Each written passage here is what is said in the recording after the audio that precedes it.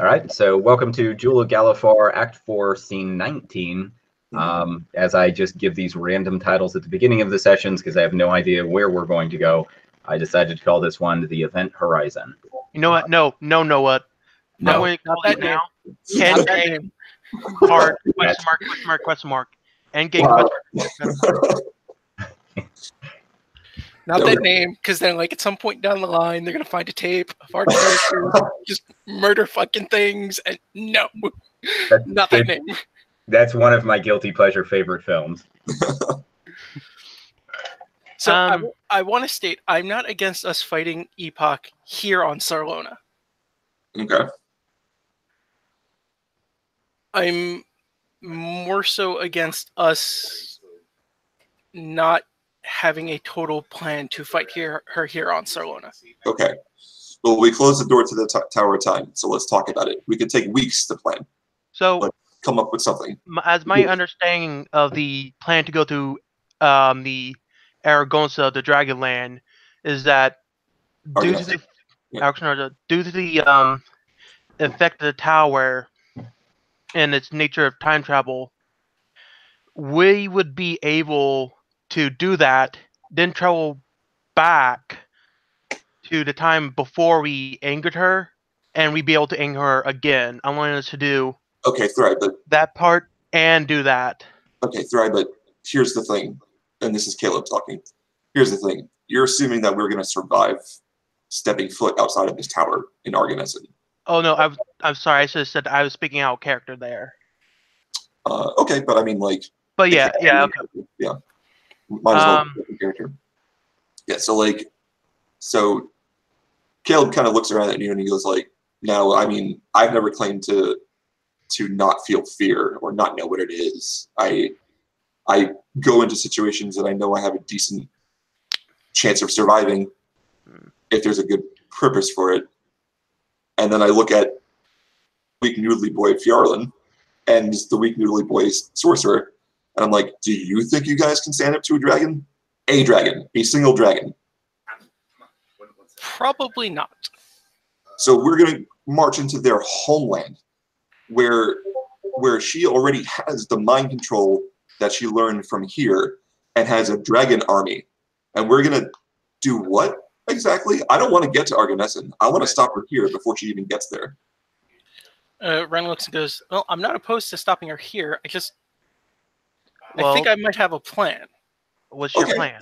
That's great. We can take all the time in the world, literally, because the door's closed, to plan for getting her into this tower now.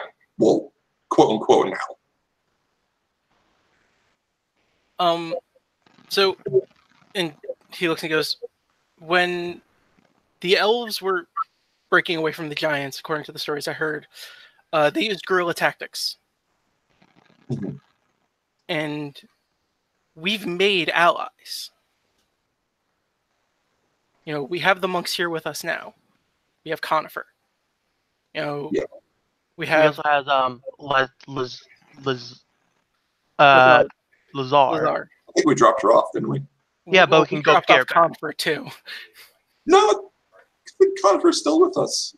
Yeah. The druid, right, from the future. We dropped Conifer off before we left for the temple. I don't. No, she's with us. No, she's with us. Yeah. Yeah, she's with us. She's with us when we questioned the jerk monk. Yeah. All right. Well then. And as for Lazar, we can still pick her up. Yeah, we can go back and get her. Caleb just kind of goes like, I don't think that's a great idea, right? Like, if she gets erased from history. Remember what Cogsworth said. When we reset all this, all those splintered timelines. No, yeah, no, I get it, but like, it's well, either it's possible that she could just like one-off erase somebody from existence while we're trying to fight her. Well, either we fail and Equinox succeeds in destroying time, or we succeed and time gets restarted. Sure. Okay, so we're certain, just to allay my fears on this, we're certain that if we defeat her and sew the timelines back together, all of the people she erased from history return, right? That's what I don't Cogsworth think said. that was made clear, but it was made clear that time would restart. It Right. was said that any damage caused after that splintering point, which is the day of mourning, Right. would be erased. So I assume that also means anybody that she killed would not be dead. And the important part of that assumption is what exactly after the day of mourning means. Because I don't fucking understand anymore. I'm assuming Noah, can you give us some DM clarification of what's after day of Yeah. mourning means? We, like, after that, we just kind of, like, all of us turn our heads, and all three of us just scream, Axiom! It's actually kind of funny that you did that because I was on a different map pulling Axiom's token. timing. Remember that time where I had trouble connecting in, and I just appeared as soon as you raised me back from the dead? That was timing. timing, huh? In any game I've ever run, that was just the craziest coincidental timing, period. Good day, sirs. Welcome back to the tower. Yeah. So, when we reset the timeline, does that fix everything retroactive forward and backwards on the disturbances through time from the day of mourning? Or is it only things that happen after the chronologically in sequence date of the day of mourning? It's nice to see you as well. Ren just kind of politely waves. Caleb doesn't wave, but it's more like... What do you mean by reset the timeline? If we do everything that we're supposed to stop Epoch and rewind everything back to the day of mourning, right? We'll, like, say we go back and get Lazar. If something happens to Lazar and she dies while she's helping us, does that screw up everything? Or when we stop Epoch, does Lazar dying not matter? It gets fixed. You pose an interesting question. Oh. From what I think have that's seen, DM Coper. He doesn't know either. From what I have seen and know of anomalies, and from what Professor Cogsworth has explained to me, my understanding is that each of you will be shunted back into your own realities, and that the prime timeline will have been resurfaced. So if Lazar dies in the battle and gets erased from history, and we succeed, he would still do the stuff he would do, She'd right? still discover Corvair, all that stuff would still happen. If that is what occurred in your timeline, then yes, though Lazar will have died in our presence. Wait, wouldn't that mean me, Caleb, and me, and yeah? Wouldn't that mean me, Caleb, and Renakis be in separate timelines then? I think we're going to the same place. You would be shunted to where the Thry is from me and Caleb's timeline, most likely. So Hopefully you weren't in Sire. So I think that makes 4. I think that makes.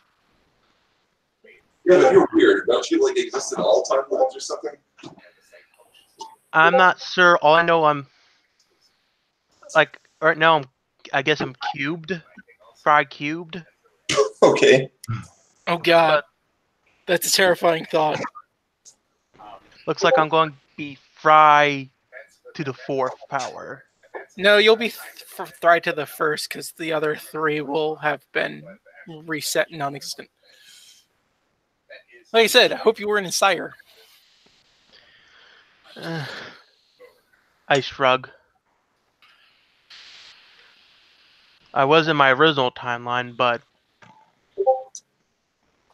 your original timeline wasn't the prime timeline. Wait. When we reset, right, it doesn't reset to the day of mourning. It resets to a year before the day of mourning, right? Or am I remembering wrong? I imagine it resets to the To the day you created her. Yeah. Yeah. Which was a year before the Mourning, right? Or was it the Mourning? It was a year before. Yeah.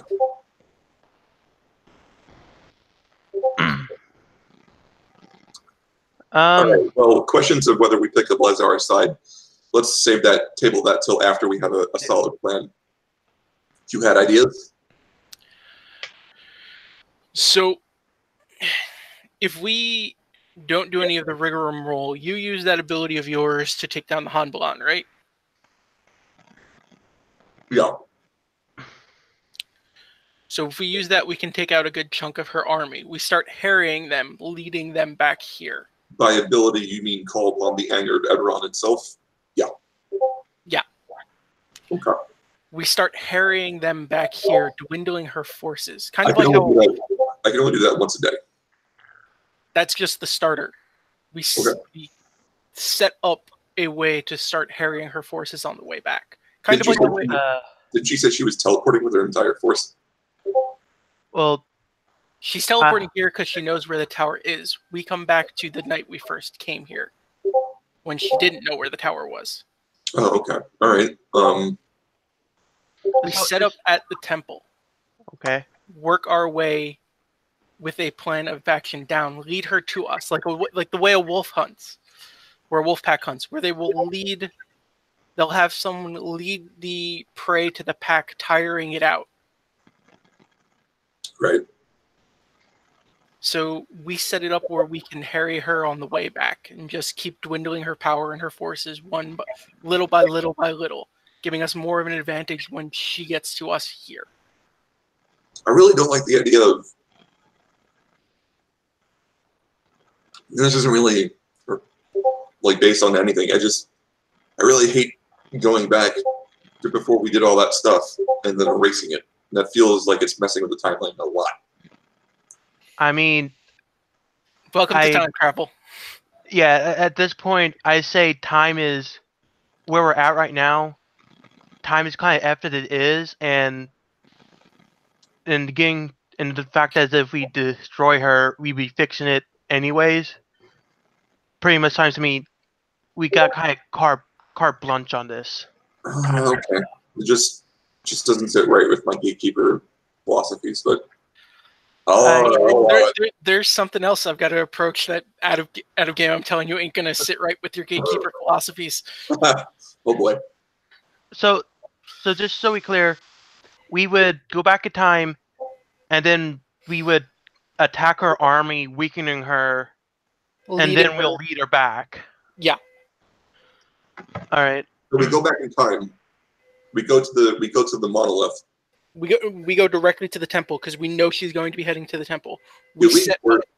Yes. Because he brought up the point where she only went to the temple after the trap was laid for us, and we destroyed the aspect of her there. Oh no, we're still going to set off the trap. So we got to fight that thing all over again? It killed somebody first time. Yeah, but now we know what to expect. And plus, if we take out the tower... Add a game. Yeah, okay.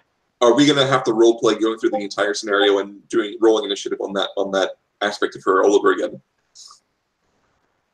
I guess probably up to that's kind of what I was trying to get at in character by saying it didn't sit right with me. Because are we going to actually have to go through the entire interaction with the monk that was a jerk to us and to lead us back to the thing and all the combat encounters that we had? Oh no, we're gonna break that thing even before it activates entirely. He's not even gonna get a chance to close the door. We're just gonna walk in the room and go boom. Okay, but we're gonna have to do that fight again in case we can't one-shot it, right? It has a bag of hit points, and if we're gonna attack it with surprise, okay, sure, maybe it's a crit even. Okay, great. But then we're gonna have to roll initiative and have the rest of the fight. I'm just asking if Noah, if that's what's gonna happen, or if we can just hand wave it that we destroy it again. I mean, I don't really care to get bogged down in the Groundhog Day like activities, so most of the stuff we would probably gloss over. All right. we could say since it has Epoch's essence in it, and we have the essence with us, time travel. Wait, So are we gonna start like procreating her essence now? We're gonna be doubling it up, right? I don't know. I don't know how that works. Ta- It might let's- Groundhog Day with us. We get there and it doesn't even activate because we already have the essence. Maybe. Ugh. Timey-wimey. What isn't Doctor Who? Timey-wimey? Can we just Wibbly wobbly, timey wimey. Can we just toss her essence out the door before we go back in time? I think that would make things a lot simpler. Actually, I think we should take it with us. Why?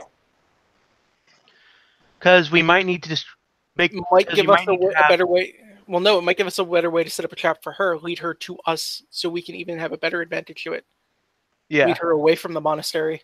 Yeah, maybe. Yeah, that's true. Instead of attacking that. And- In the very least, he'll give us better scrying. In worst case...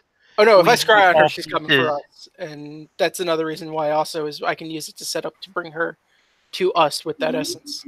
So, just to be clear, are we going to fight her this session? No. We're not spending money on Fortnite.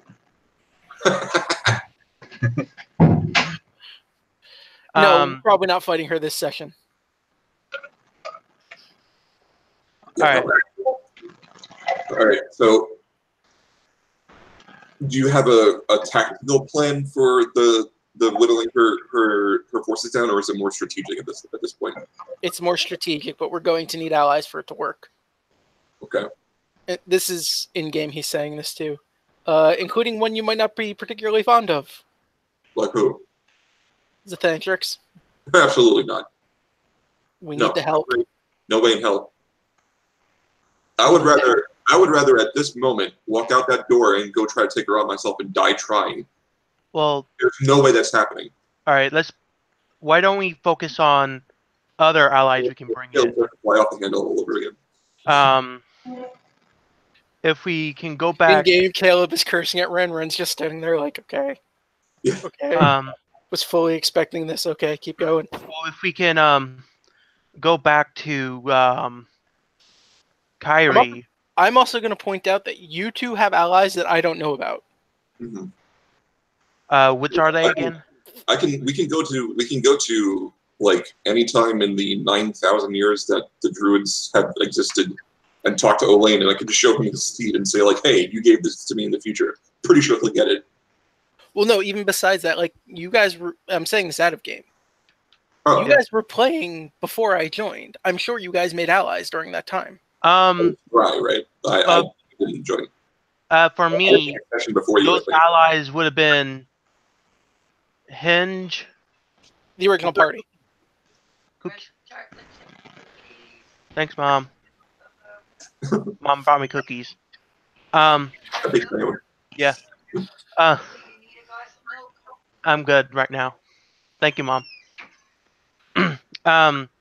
There was Hinge, General Ironhorn, who was a general for Kyrie during the war, who was a warforge. There was that drunken I'm sure. guy. Okay, but Yeah. like, there's a lot of people that we can bring with us. Yes, we're not bringing that Delker. We're not. No.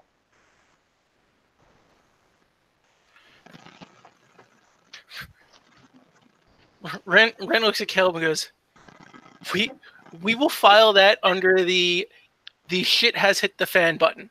No, we will fire that under Caleb has fucking died, and now we can fucking do it. Yeah, that would be the shit has hit the fan button. Yeah, because over my fucking dead body. He's like he's not, he didn't shift, but it almost happened. Like his beard starts getting like stripes on it, and like he's just like so furious at even the thought of allying with the Delker. Ren does look at you and point out that if this works, he gets sealed again. Yeah, which is why it's ludicrous to trust him to help him seal himself. This timeline, I mean, they are crazy. So from what Sheila said, her exact words were, "We can't trust him with our soul, but we can trust him with our life." No way, no. There is There is no timeline in existence in which Caleb trusts in any amount a Galifar. You're fucking crazy. You might be a cultist already. Do I gotta stab you with the spear? My computer had completely froze. I heard none of that. It was Caleb. Like nope. Anti-Galifar rant. Yeah. And then he like half jokingly accused you of being a Kyber cultist and asked if he had to stab you with his spear. I agree with Caleb on this. I'm a little apprehensive bringing into him. Like I said, that is the shit has hit the fan button. With the add-on that Caleb is dead. Yes, because if Caleb dies, that means it has hit the fan. Yeah, so the only way in which you bring him into this is if we're out there fighting and I die and you make it back to the tower, and then you can go plan whatever the hell you want and ruin all timelines and all existences. Right. So what should be the plan once we get her into the tower? Once we get her into the tower, we need some way to get her into the grove. My bet, I would say we bar all the doors except to a path we want her to go down towards the grove. I mean, that was the original plan at that point. Yeah. We would just have to find a way to draw her there. Yeah. And again, we sort of established that besides scrying, the essence won't be too much help with. Like, okay. We might need Danton's help to close the door after she enters, so then we can time shift to that like limbo bubble or whatever. Ren says, and if worse is absolutely worse, and we're all in the tower and she's in the tower with us, we throw the compass off the side. So, I said to Dax, how much of an active role do you think I should play into this battle? Very. As my death would be catastrophic to this. I think you can dimension door, right? Yeah. All right. But that is still an action. Outside of the tower, you're fine being part of the battle. It's when we get her into the tower, you need to step back. Yeah, that's what I mean. Yeah. I think you should. I mean, let's be honest. You're an incredibly powerful arcanist. We're going to need the firepower. But yes, I think if things are going south, you need to dimension door out.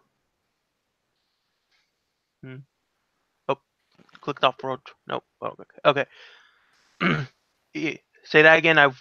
Something distracted me. I go in battle, but is it like I go in battle, but when things starts heading south, I escape? Yeah. Yeah. Because I mean, out of character, metagame for a second. It's not just going to be me and Chris rolling initiative on the final battle. No. Right.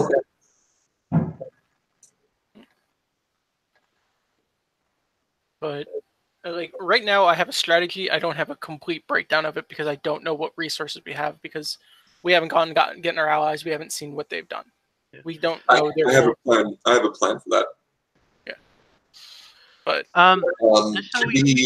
could we check on the tower real quick? So we're all agreed that we're going to go back in time to we're going to come back here to the exact moment that we started here, right? Like, yeah. I think we're all agreed that we're going to start doing this all over again from Sarlona. All right. Can our first stop be figuring out where the tower is 5,000 years ago? I mean, Axiom is standing right next to us. Is that what he does? What hasn't he done at this point? I think the only thing he hasn't done for us yet is cook, and that's because we have the table. Oh yeah, by the way, I'm starving. Caleb walks over to the table and activates it. Yeah. And just starts shoveling food into his mouth. Why do Why do you want to know why? Where's the time? I need to set up a prophecy. What prophecy? The one I'm going to make up to Elaine. He's basically going to go tell Elaine that he's coming in 5,000 years. Ah, okay. I'm going to tell him, when the mist spreads over the heart of Corvair, start training all of your druids to be able to, tree stride over to the foot of the Adar mountain range. Do we really have to have the fog of war inside the Tower of Time at this point? It's just set on. I mean, Okay. I can turn it off. That's not much of a problem. Fair enough. So I'm basically, going to try to make sure that, when we come back to this moment in time in Sarlona, that there's going to be an army of wardens and gatekeepers to help us. I just want to throw this out there. Just so we know our options. Do you think we should list our spells so we know like what we have available to us? I mean, sure. And then Caleb just starts listing off his fingers every single spell in the druid spell list. Yeah, there's your problem there. Okay, in that case, about Renakis and Fry give up their spell list since those are more static. I mean, like, my spells are all utility spells and things that give me slight advantages to get me my sneak attack more often. Yeah. Also, my illusions. Still bummed that they destroyed Phantasmal Killer. Yeah. Yeah. Used to be such a good spell. Yeah, mine are either They did somewhat fix it. The save now is at the end of their turn instead of the start. mine are all pretty much attacks and buffs. But I do have just so you know, I recently just got my 8th level spell. Yep. And it is Dominate Monster. Pretty That's good. useful. Yeah, that's very good. There is a dragon not far from the tower currently, or will be when we get back. Wait, So we what? can. The There's white a dragon, we passed a white dragon on the way to the monastery. Did we? I forgot entirely Yeah. about that. Yes, it was a white dragon and her pups? Huh? Wormlings, but I don't know what... It was a bit of a. I think it was like a random encounter, but yeah, I literally saw these dragons nope the fuck out. yeah, that did happen. I got that completely. Like, was I there for that session? Like, You were, but I was the only one that saw them because I literally was like, let me scout ahead. I went and scouted ahead, saw the dragons turn around and went, nope. oh, okay. That Yeah. did happen. I can't confirm. Yeah, those. Yeah, you guys totally noped those. I'm like, okay, wait. I thought we agreed no fighting dragons. No trying to dominate them and pissing them off, right? I said there is a dragon close by out of game. Did you say that, or was Yes, that? that was out of game. Yeah. Okay. I fully expect the dragon to make any kind of save it needs to make against a dominate spell. Yeah. Except Although whatever the hell Epoch is. Legendary resistance, right? Like it fails to save, and this goes, nope. Like, although I think it might be worth saying, hey, there's an army coming by that Might has to put go your down wormlings in danger. dragons. I'm pretty sure the dragon knows about an army. Like, let's just assume dragons know everything. That's my advice when you're playing everyone. Basically, Dragons just know everything. although what I'm saying is, once it knows that the leader of that army wants to dominate dragons, it might want to help out. That's a good point. Yeah, if we go parlay with the dragon, that's one thing. And I get expertise on diplomacy for dragons due to my class Ooh. feature. So, Nice. Are you playing an aberrant monk? Or oh no, that's a ability for the He's dragon blooded blood. sorcerer. Dragon blood makes sense. Yeah. So we might even have that to go for us too. Okay, yeah, that sounds great. Do we want to do a dry run of that? Sure. I mean, hell, worst comes to worst, we retreat back to the tower, close the door, and go, nope, this never happened. Right, exactly. So, like, how far away was the dragon, right? Like, I'll prepare to ride. And I then, believe it was like dragon, if things go south, I tree stride us back to the tower, and we nope the fuck out. He was in that forest where, like, the monk was like, all right, cool, do it on your own now. Oh yeah. Well, that you joke. know, it'd be cool What's that? if that dragon was this timeline of the silver dragon that was. It wasn't a silver dragon though; it was a white dragon. Oh. Yeah. Okay. So. All right.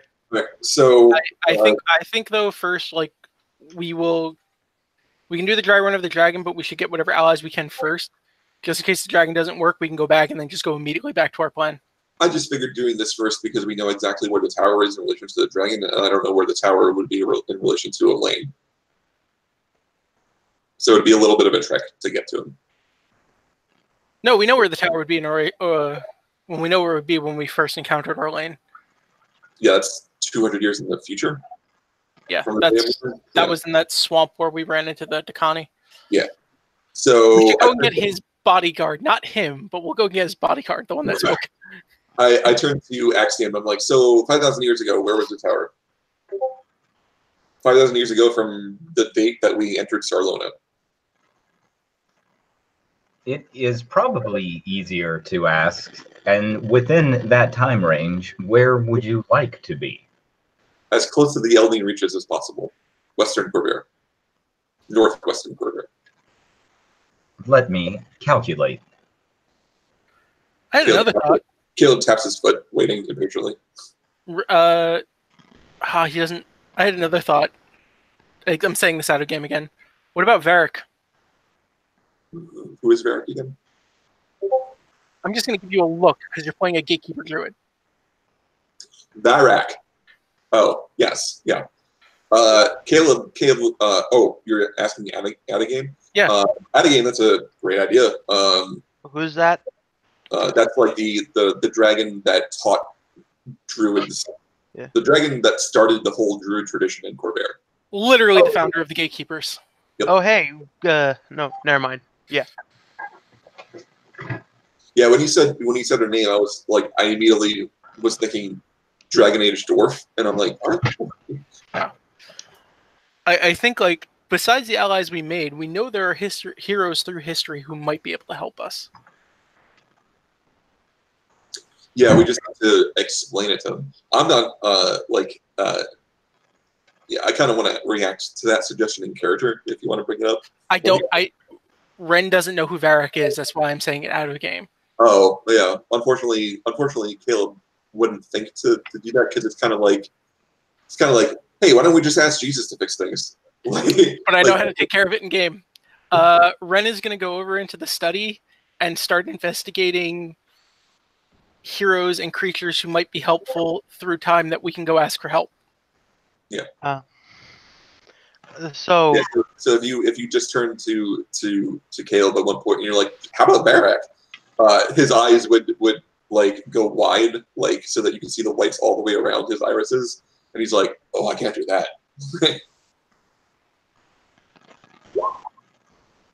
Is this the first time? I'm pretty sure this is the first time we've seen Caleb have reverence for someone. No, you've seen him have reverence and respect for Elaine. I was not an asshole for that trait. I'm legitimately trying to think of different like in-canon legendary figures in Eberron. What about the guy that united Galifar? Galifar? I'm not sure he'd be into this. What about Karn the Conqueror? I think it's a very bad idea to displace him in time. We're already doing it with Lazar.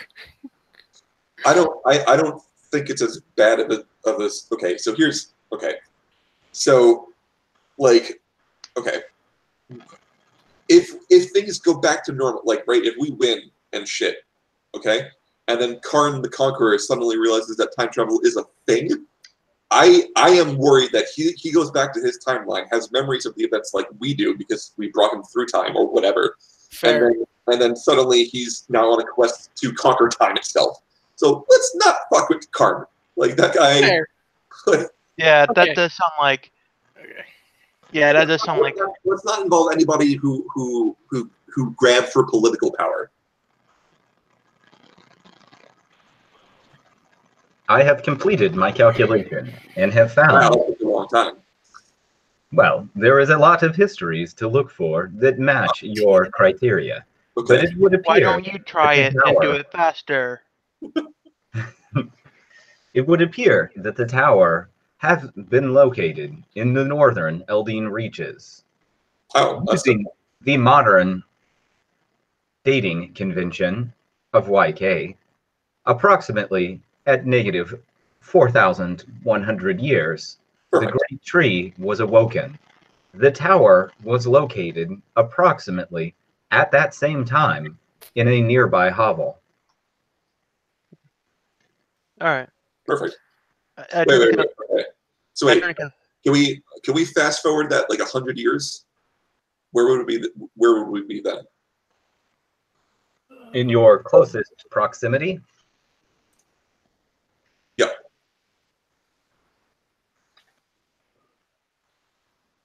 Was he in the book?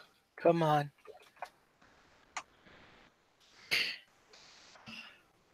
And then like after calculating, Caleb just turns to everybody else and like, I want Elaine to have at least like a century of existence under his belt before I drop this on him.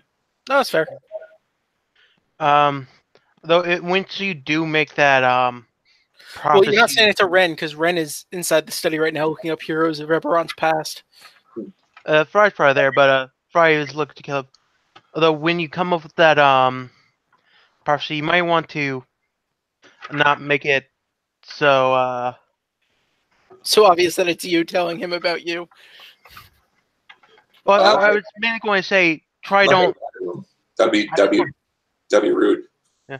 No, I was trying to say is try not to make it one of those mysterious, like vague prophecies. No, I'm gonna make it exactly as fucking possible, exact as I can. it would appear that the closest the tower could come to the great tree would be in the Baishik Mountains at that time. That's not too bad. And teleport. I've been there. We have the acorn he gave us, so I'm pretty sure we can teleport there pretty good. You can If my teleport. calculations are accurate, it would place you approximately 300 miles away from the great tree. I turned to Thrawn, like, you can teleport without a circle now? Yes. That's how we got to the that's how we got back to the tower last session. But yeah, I can teleport without a circle now. Okay. Yeah, you've been to the Grove, so you know what it looks like. You just know what it looks like. Like 5,000 years, like further in time. Well, not only that, but we got the acorn, so I'm pretty sure that counts as a familiar item from there. So that would give us it didn't exist without error. It didn't exist until the future. I don't know how this works. I don't know either. Just It is technically still a part of him, even though it's from a different time. It's still part of him. either. Yeah, but he hasn't generated the cells that become the seed yet. I don't know. Like Well, either or you could also. You're getting into the Archimedes paradox at that point. Who? No, I'm saying that at a game. You're getting into the Archimedes paradox at that point. Yeah. But I think either way, from my stance, regardless of the fact that it's out of the same time, it would have the same DNA as him, and thus would remain part of him. Okay. All right, so we get Lazar. So I might say that it wouldn't allow you to use it pre-awakening, because I think that the magic of the awakening has some fundamental change on the genome. Right. So we do that. We get Lazar. We get Kyrie to get some of the old NPCs there, and we talk to a dragon, right? Well, at this point, Renakis would stick his head out the door like Caleb. What about Varric? And his eyes go wide, and he's like, "What about her?" Book I found said that she was sympathetic to the plight of what dragons would consider lesser races. I imagine she'd be willing to help us. What? No, that'd be rude. I can't. No. We need all the help we can get, and you're not letting us talk to the Zithandrix. And he just scowls and like completely shuts down the conversation after that. You don't say both their names in the same place. Yeah, that's like he's like, don't fucking speak of them in the same breath. Like, It wasn't. It was too different. But We Friday, need all the, it was one too close to the other. Like, we need But, all the help we can get. Friday said, and he just starts fumbling. Like you've never seen Caleb like nervous like that. Like he's just like okay, I guess. Yeah. would it be inaccurate to say he's fangirling?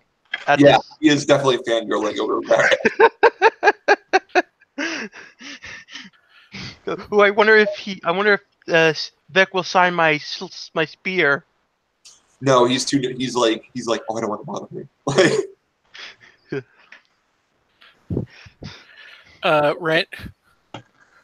So Ren, at this point, well, after you said that, Ren's looking through like different books and going, Karn the Conqueror, no, that'd be a bad idea. Yeah.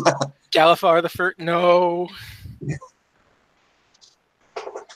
Tira Moran. Yes, that one should work too.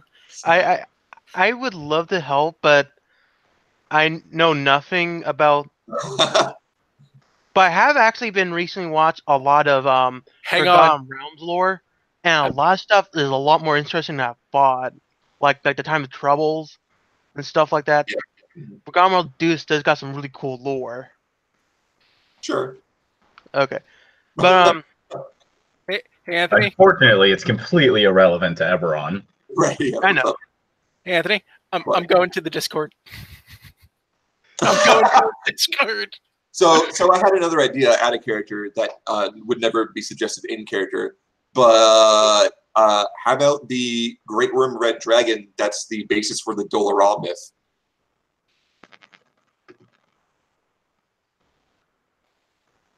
Like how crazy are we gonna get with this? I mean, we don't know that. Well, if we do that, we should just go for all the sovereigns if they're all considered good. Right? Yeah. Is no one gonna let us go recruit the whole sovereign host?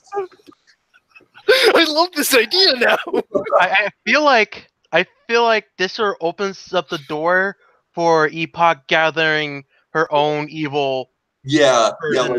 like if we have this idea now, Epoch retroactively has this. But idea. I will say that I don't mind if Noah does that because that would be super cool. If we win with this now, it doesn't matter if she has this retroactive idea at this point. She's gonna die. No. I mean metagame retroactive. Oh. Like the DM decides, yeah, that's a really great idea. She had that idea all along. Although to be fair, that would be cool. Maybe this was the idea that. Maybe this was the idea that led to her going to Arganessen in the first place. I think it's safe to say before we get crazy with this, because I really don't want to open up that can of worms with the sovereigns, even though it was me that brought it up. Let's just say that when one of us brings it up in character, the other one is just like, that's the same reason why we don't want to go to Arganessen. Let's not go to the Age of Demons. I can see you guys having this conversation all around the feast table with all of people from history, and it's like, all right, the only way this is gonna work is this is Timeline Fight Club, and we never talk about this again. Yeah. So yeah, I mean even concerning Varak, I guess she really, Epoch was the one who brought dragons into this first. It'd only be right if we did it too. Yeah, okay, let's go get Varak. We'll just one up her dragons and bring the dragons into the fight before she did. Wait, hold on. I'm not remembering incorrectly that she was riding a dragon when she attacked the monastery, right? She was not. She was not. Okay. No, good. Yeah, she was not on a dragon. I'm just imagining worst case scenarios now. Before we continue with this, there's a question I want to have answered. So I actually sometimes I've been curious about what is the first and last time of the time of Tower. You're asking Epoch. No, I'm asking You want to get King Borno? Get the Chuck Norris of Ebron in on this? Oh man. No, I'm asking Caleb would say no, but like Prime. that would be awesome. Axiom. What was the first time of the tower, and what is the last time of the tower? That is an interesting question. However, I must remind you that the tower, like us, is a paradox. And it would be like asking, where is the beginning or end of a Mobius strip? What's a Mobius strip? Says Caleb. He kind of like holds out his hand, and you see what we would understand is like a hologram, but to you guys, I guess just an illusion. Minor illusion. And you see like the Mobius strip like floating above his hand. I'm like, so it's just a ribbon turned on itself? Yes, it has no beginning and no end. That's dumb. Caleb goes back to what he was doing. All right. Somebody said Erdane. What was that? Somebody said Erdane. What? Erdane? Erdane. I think that's the founder of the Wayfinders. Oh. The halfling. Yeah, but he's a halfling. What can he do? Somebody suggested the current speaker. Jayla Duran? Ooh.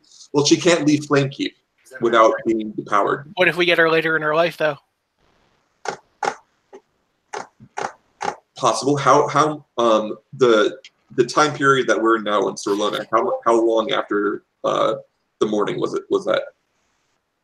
I think here in Shalquar, it's like current time, right? I thought so. Yeah. Yeah, it's current. Yeah, It's you can. 994. Let's see. Although we can't go too far in the future because that's when the dragon stuff happens. Oh no, we're only going like 10 years. It's 990 where you're at right now. 990. So we're actually she's like 2 years old right now. Okay. No. Okay, so like 20 years in the future then. So like 1004 YK is what. Yeah, I turned to Axiom. I'm like, when do we know the timeline of when Epoch conquers Corvera with her army of dragons?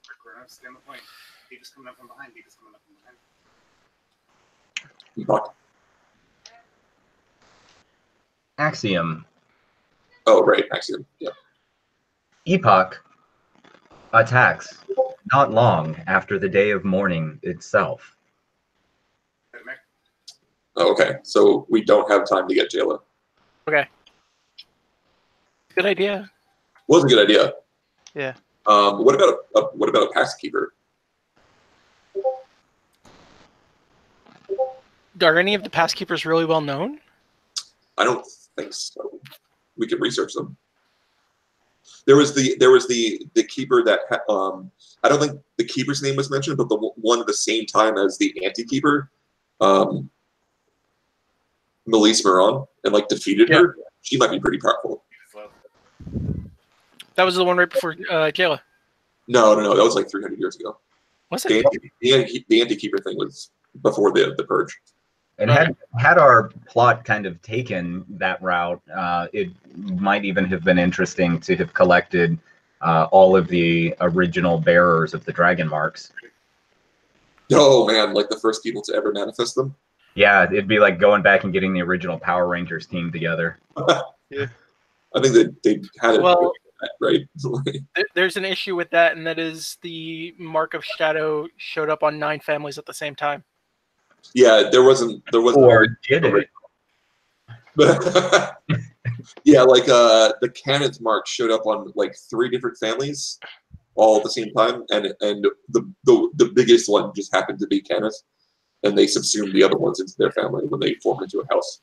And the only reason why House Fjarlin became House Fjarlin was because Fjarlin was a title, and those families were all had that same title, so they just became House Fjarlin.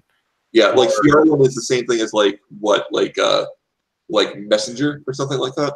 They basically kept messages through the elf resistance, and they would pass themselves off as just bards. Right. So they would go and they would entertain the giants in their court. They would get messages from the elves that are part of the resistance in that court, pass it on to another resistance in another court they're going to, and that was how they organized the resistance against the giants. Or perhaps the reason that all of these known families came to power is because their most powerful competitors all mysteriously vanished. Almost as if into time. Jeez. Wow. Let's An hour. not go down that road. All right. So, So we need to decide who we're going to get. And like this is Ren in this like holding a book of like in the study yelling out going, we need to decide who we're going for. Well, okay, he has so like we're the gonna, black books of Eberron. I'm going to try to get us numbers because you're right. Sure, numbers are important, more important than power. By delivering the prophecy to Elaine, we can be ensured that it survives until the modern day because Elaine never forgets anything. And then we can tell him that pretty much as soon as the mourning happens, and I'll describe it as mists covering the heart of Corvair, which is very specific. Like I'll tell him literal mists, not figurative. I'm speaking literally now. When mists cover the heart of Corvair. Little purple mist. Dead gray. It wasn't purple. Yep, dead gray I always mists. thought it was purple. Nope, dead gray. They're always described as dead gray mists. Okay. Basically the color of dead skin. Right. Yeah, almost like it's monochrome, like it's black, like a black and white film, and like all the color has been drained from it. All right. So I'll tell him when that happens, he needs to start sending as many and as much of the druids of the Elden Reaches as they can spare to the western, the eastern, western northwestern bank of the mountains of Adar, which is where her forces are gathered to attack the monastery. Timeline-wise, you guys are 4 years before the day of mourning right now. Oh, so right. If you wait, yeah. Like all these druids will just show up and they're like, "What's going on out here?" I can tell her 80 years after. So the jewel of Galifar is sundered. So Anthony, here's the thing. In order for this plan to work, we need numbers, but we don't need large numbers. So if we can have Orlean gather his best, we can take them with us in the tower.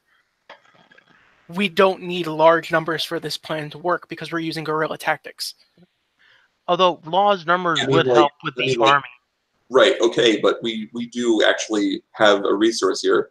And Caleb, in character, is like, I don't know if you knew, but the Wardens of the Wood defeated the entire army of Adair. like he's super proud of that. Like yeah, Druids kick ass. Fuck you. But that would help with the army. Yeah. So like they can keep the rest of the bulk of her forces away, so that whoever we bring with us to deal with the elites are evenly matched and not overwhelmed. Yeah. Okay, that works. The trick will be them getting here, though. Well, tree strike, they'll be fine. They have to know the tree. We can just tell them. We can just tell them that they have to bring one person forward to know what the tree is, and then bring it back and keep bringing them forward, back and forward until everybody knows. And I'm fine with that. But like just a decade's worth of crap or whatever. Yeah. Okay. So then, how do we? So it has to be before the mourning because we can't use the mourning. That was a really good singular event to base it off of. So I have to give him like 80 decades after the breaking of the Jewel of Galifar, of Galifar's legacy. Oh. What's that? Is that who I think it is? Somebody suggested Arlanstrix and has Calipa. Yeah, that's the sovereigns and shit. So yeah. Just out of curiosity, are you getting like live feedback on your screen? Yes. Yeah. That's awesome. I'm like, canonical heroes of Eberron. I need them now. Go. So we have access to a bunch of Eberron nerds trying to pick up the most heroic people in this setting. Yeah. Now, An interesting kind of development that would take place in the same year would be this is when the first elemental airships were launched. Ooh, Right. yes. When elemental air and flame power the Kraken, or bring I feel like that- bring the Kraken to the sky, or something like that. Um, And then everybody's like, why don't you just tell them when? And Caleb's just like, hey, listen, all right, I know how prophecies work. Yeah, and those prophecies are super annoying. Like, no, So- I got this. All right, like, All right. I got this. All right. So yeah, so when the Kraken brings air and fire, wind and flame to the sky, send your druids to the west bank of Sarlona, or east bank of Sarlona. So we got the Dig Keepers, we got Lazar. The keepers and possibly the wardens, because Elaine is the leader of the wardens, which are the largest sect of the druids of Eldine, and the ones who basically took over half a country. Right. But those three. Anyone else? So Varak, the wardens, Tiramaran, possibly the keeper who fought the anti-keeper.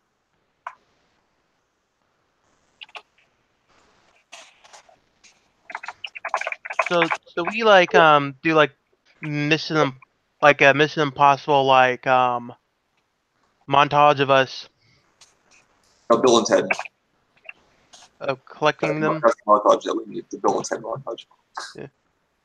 Although I imagine you do want to have actual RP with Vex, or whatever the name was. So who else?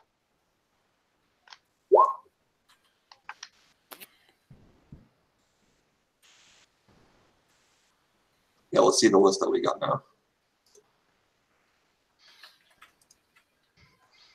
And I just want to put this out there. I'm sort of okay with Epoch having the same idea, because having the greatest healing villains in time fighting each other is really cool. Well, we don't know that she's going to grab the greatest villains yet, because we saw her forces when she attacked. No, I know, but I'm saying I'm okay. I'm just saying I'm okay if he wants pull that idea just so we can have that cool scene. Noah, throw up Tira Moran to the list. This is odd. What's odd? Apparently I've been pulled into a group chat with Kay and Cull for some reason. For the server? Oh, there's Everon server, yeah. There's Lionheart. He was an NPC early in the game who was pretty powerful. He was like a Carven general who was a good hero. I'm sorry. I'm sorry. I was reading something. I lost my concentration. Can you repeat? Lionheart, general from the campaign's past.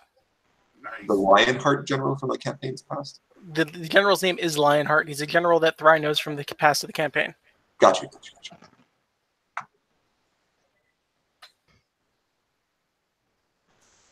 Yeah, he's like a fiery type, and we can also go back. Okay. Yeah.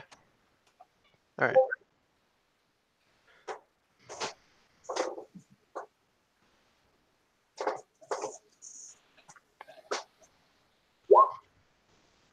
Now, is that who you're suggesting? The elves? Oh, Aaron. Or was it a specific individual? The Terranadal is. Let's not get the Terranadal for the same reasons that we're not getting Karn the Conqueror. Yeah, that ended poorly. Yeah, let's delete that from the list. So are we going? Yeah. And we're going to try to get the. But how about Aaron? And I look at Well, that's probably out of character. As in Arianel. Yeah, I know. I'm thinking. I'm thinking how much Ren would know about that character to even be able to suggest it. I mean, like it's the. I'm assuming, like. I mean, you even said you had like a book of famous heroes. So like everybody knows who she is. Well, the issue is this. Most of the history that Ren knows is based on the Fjarlans. Eren was not an actual Fjarlan. He was just... Sure, but, like, the Fjarlans wouldn't exist if it wasn't for Eren. I mean, they would still be subjugated by the giants. They wouldn't still exist. Yeah. Like, Eren was the savior of the entire Elven race, basically. I mean, the thing about that, too, is we can go whenever we want, because Eren was also the first Undying. No, she was not. That is... Okay. Yes, she is stated to be that in Magic of Eberron. But Magic of Eberron was released later, and... Okay, so yeah, that's probably maybe on the table. There's two conflicting canon sources about the history of Arianel, and I prefer the one from that Keith wrote on the Canon Dragon Chart article on the WotC website, because it's more interesting and like adds more to the lore and history of the world. Whereas the Magic of Eberron version is like the most like boring and direct interpretation of what it could possibly be. It actually doesn't make sense because Eren could like the reason why the elves, the loss of Eren was a major factor in the elves culturally trying to preserve all of their dead, because she was such an important like person that her loss was felt so keenly. It like diverted their entire culture in trying to preserve their heroes.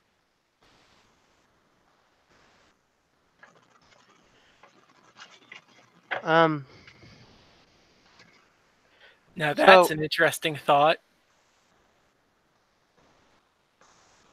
What, bringing her forward in time and saving her? Not. Well, yeah, her, but also something else. Think about what you said in the last part of that description. Manipulating an entire culture? Preserving their heroes. Yeah. The Undying Court is literally made of heroes. Hey, Caleb was just like, hey, if you want to go talk to your mummified ancestors or convince them, let's do it. I mean, won't the elves try to steal the Tower of Time to actually meet their heroes, or...? No. The Erennial elves don't need to do that because their heroes are already alive. Okay. Well, alive. Their heroes are the Deathless. The Undying Court is literally made of their heroes. Right. We could just talk to their heroes, not them. So yeah, I mean, if you want to go talk to the court, we could do that too. I mean, also, like, I'm a Fjarlan. I can go on Arenal without much hindrance. Yeah. They basically still have an open invitation to be on the island. Yeah, Caleb was just like, hey, yeah, I'm agreeing. I'm agreeing like 5 times. Let's do it. Is that all? Because we kind of been doing this for a long time, and I don't have much to contribute to this. So, Noah, to add to that list, we have Tira Moran.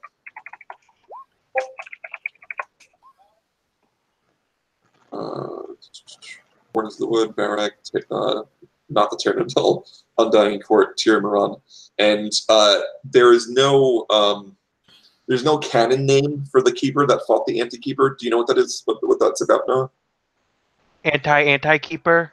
No. No, that does not ring a bell to me. So there's an obscure but still canon piece of Eberron lore. You know Jayla Duran, what her role is? Like she hears the voice of the flame, and she's like the Pope of the Silver Flame Church. Uh-huh. That's a title that's almost kind of like the Dalai Lama, where it's like whenever one dies, a new one is chosen, and it's verified to exist or whatever.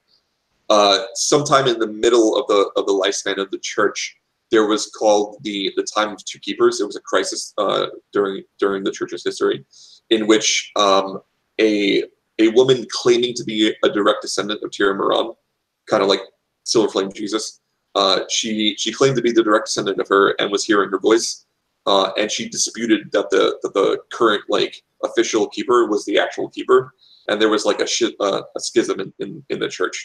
And what actually was discovered by like clerics and whatever was that Melisse Moran, the false keeper, was hearing the whispers of an overlord that was trapped inside the flame, like one of the demonic overlords, the same one that Tira Moran fought and bound in the flame. And it was speaking through this Melisse Moran, who may or may not even be a direct descendant of Tira. Like that could just be a lie that she told. So the church, because they know how actual keepers work, in which a new one is found whenever the old one dies, instead of killing her, they petrified her and put her in the stone ward in the Dreadhold prison. So the anti-keeper is still technically quote unquote alive, and so therefore there's no other anti-keepers after they defeated her. So the idea I had for the name, that another hero that we can pick up, is the true keeper during the Time of Two Keepers, but she doesn't have a canon name. He or she does not have a canon name.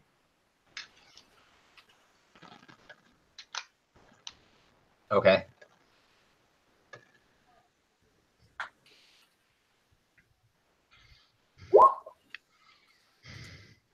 Well, I'm assuming like the name appears in the history books that Ren was picking up. So if you just want to give them a random name, that's cool.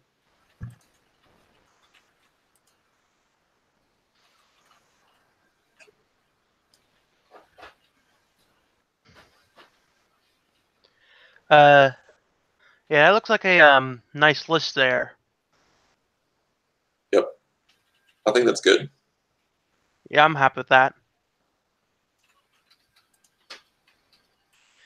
So, Chris, type in what's happening and the people we're getting, and tell me where their reactions to this is.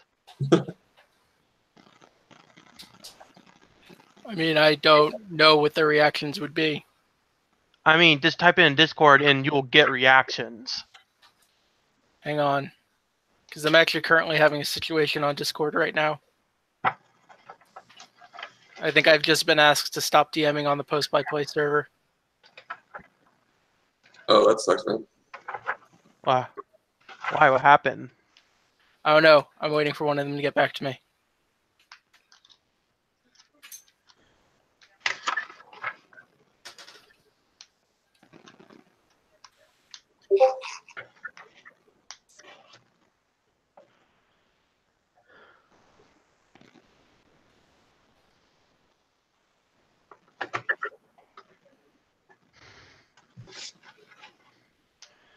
So after this weekend, we would have to like what, 3-4 weeks until we can play again, right? Was it that long? I thought it was only like 2 or 3. I guess it's close to what you said.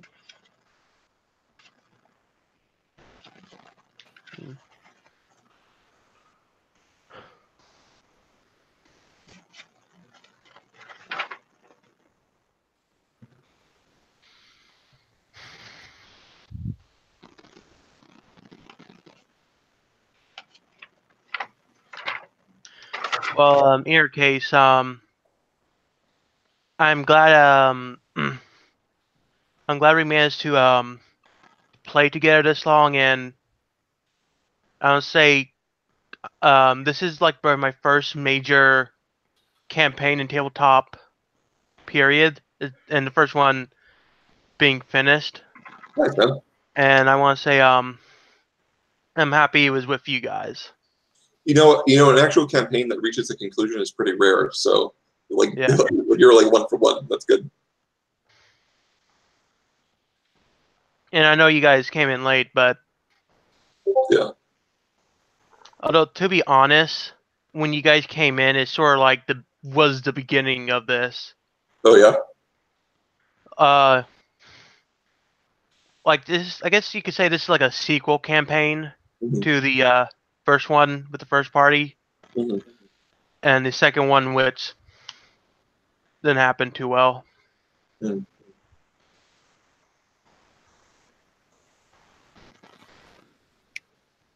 But it's been great playing with you guys.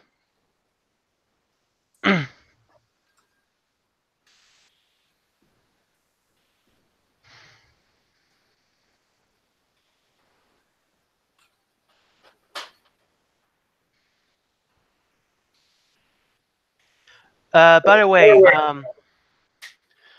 since Noah's won't have like time for DMing for a couple of months for his work. If neither you guys want to DM, because he will have time to be a player but not a DM, and if you guys don't want DM, I'm thinking of running a game, specifically like that low magic game I was talking about. I don't know if you guys are interested. I really appreciate the offer, but like my time has like just filled up, and as much as I enjoy this game, I think I'm gonna enjoy having my Saturdays back. You know, again to like just do whatever. Fair enough. Yeah. My friend is opening up a business, and I'm helping them a lot with it, and it's like it involves gaming and geekery and nerdery and stuff like that. Right. So, like I'm like really involved in like D&D and board games and stuff like that, so I'm still having fun, but it's just taking up a lot of my time. Right. Really, I just don't want, I just don't want, I still want us to stay in touch though, and not, disappear in the ether. If you want, you can join the Eberron Discord and hang out with us there. You guys.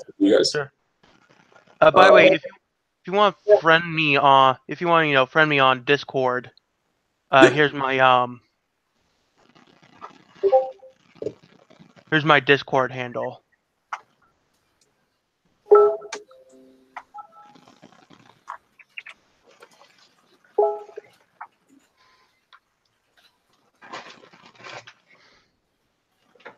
Because I still want to keep in track of you guys, because like I said, you guys. Absolutely, man. I don't know how to actually add a friend in Discord. How do you do that? So what you do is you click the home icon. Where's the home? You know where all the server is? Oh, yep. Got it. At the top you should see find or start conversation. Gotcha.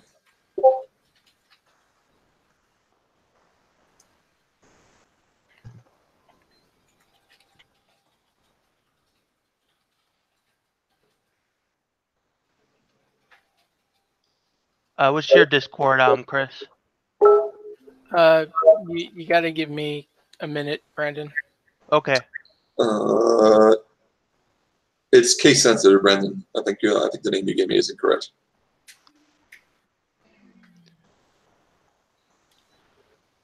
Bacon Blitz. I mean, I pretty much just copy and paste my Discord thing. All right, so then I still do not know how to do this. I put your name in the field that pops up, and it says enter to select, escape to dismiss, and I'm hitting enter and nothing's happening. Yeah, it should be case sensitive. It's Oh, I didn't type that out all the way. King Blingaling.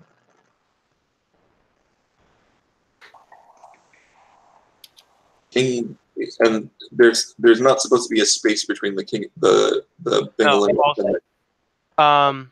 Yeah, if you enter everything in together, including like right after the G, you have your pound sign, then it should work just fine.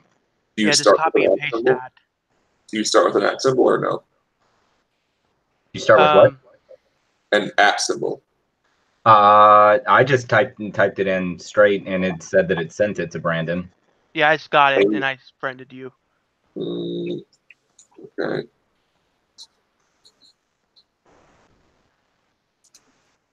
So find or start the conversation. Oh no, go to the side of that says add friend. To the side of that. No, okay. Yeah. If and I don't know where it's at on the PC, but on the cell phone, it just has a little plus friend icon at the top. Yeah.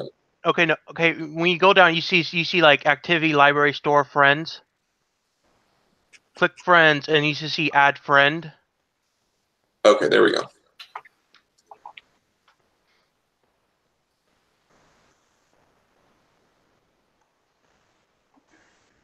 Sorry, guys, I do not know how to Discord.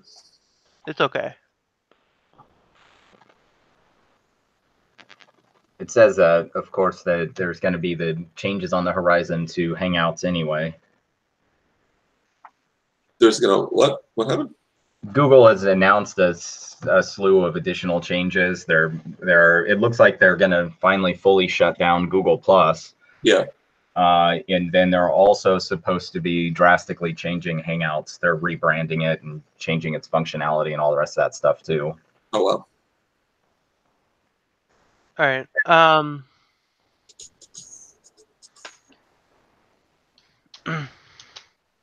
So are we done with the? So are we done listing off the allies? So I think so, but the Wood, Varrock, the Undying Court, and this Second Keeper. It wasn't the second keeper to exist. It was just the other keeper, the true keeper during the time of two keepers. Yeah, I'm just giving it a stupid name. We could call it the True Keeper. That works for me. Yeah. The True Keeper. Or as I like call it, emergency NPC random table. I don't know, that joke failed. So now the other keeper would be like the Trapper Keeper. Oh. They got him in stone.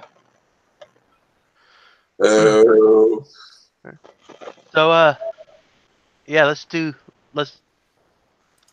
some to RP. So the question is, where to first? All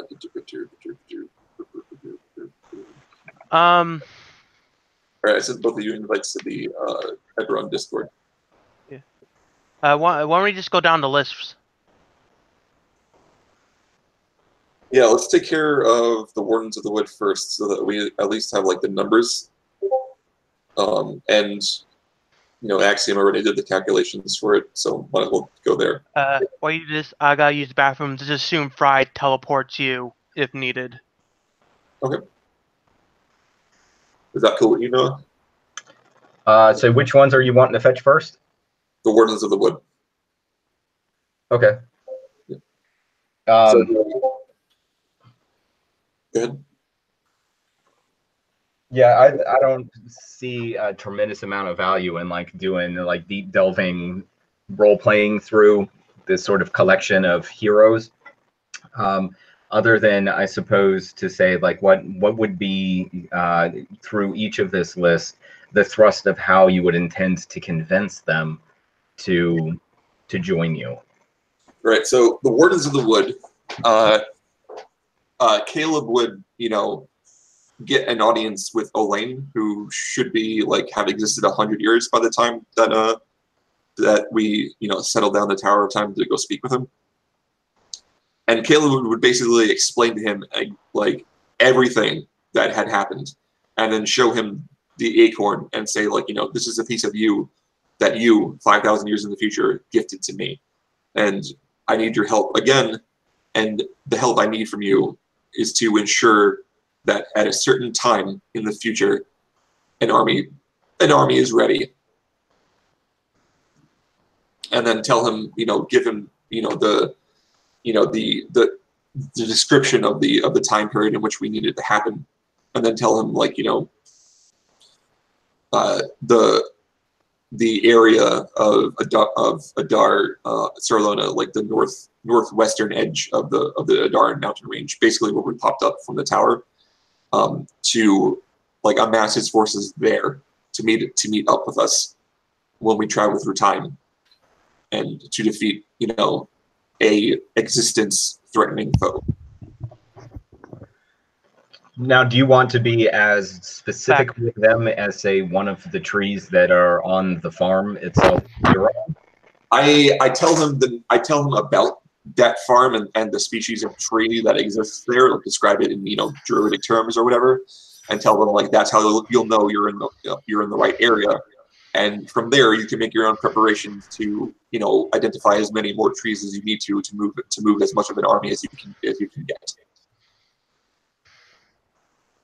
Okay, so after your interaction with the Great Tree, a weird thing happens specific for Caleb, and that's you sort of have this creeping growth of a thought in your mind, in which you actually remember during your own training receiving information about this preparation and things, which your mind like struggles for a moment because you have both memories of not being trained and of being trained. Right.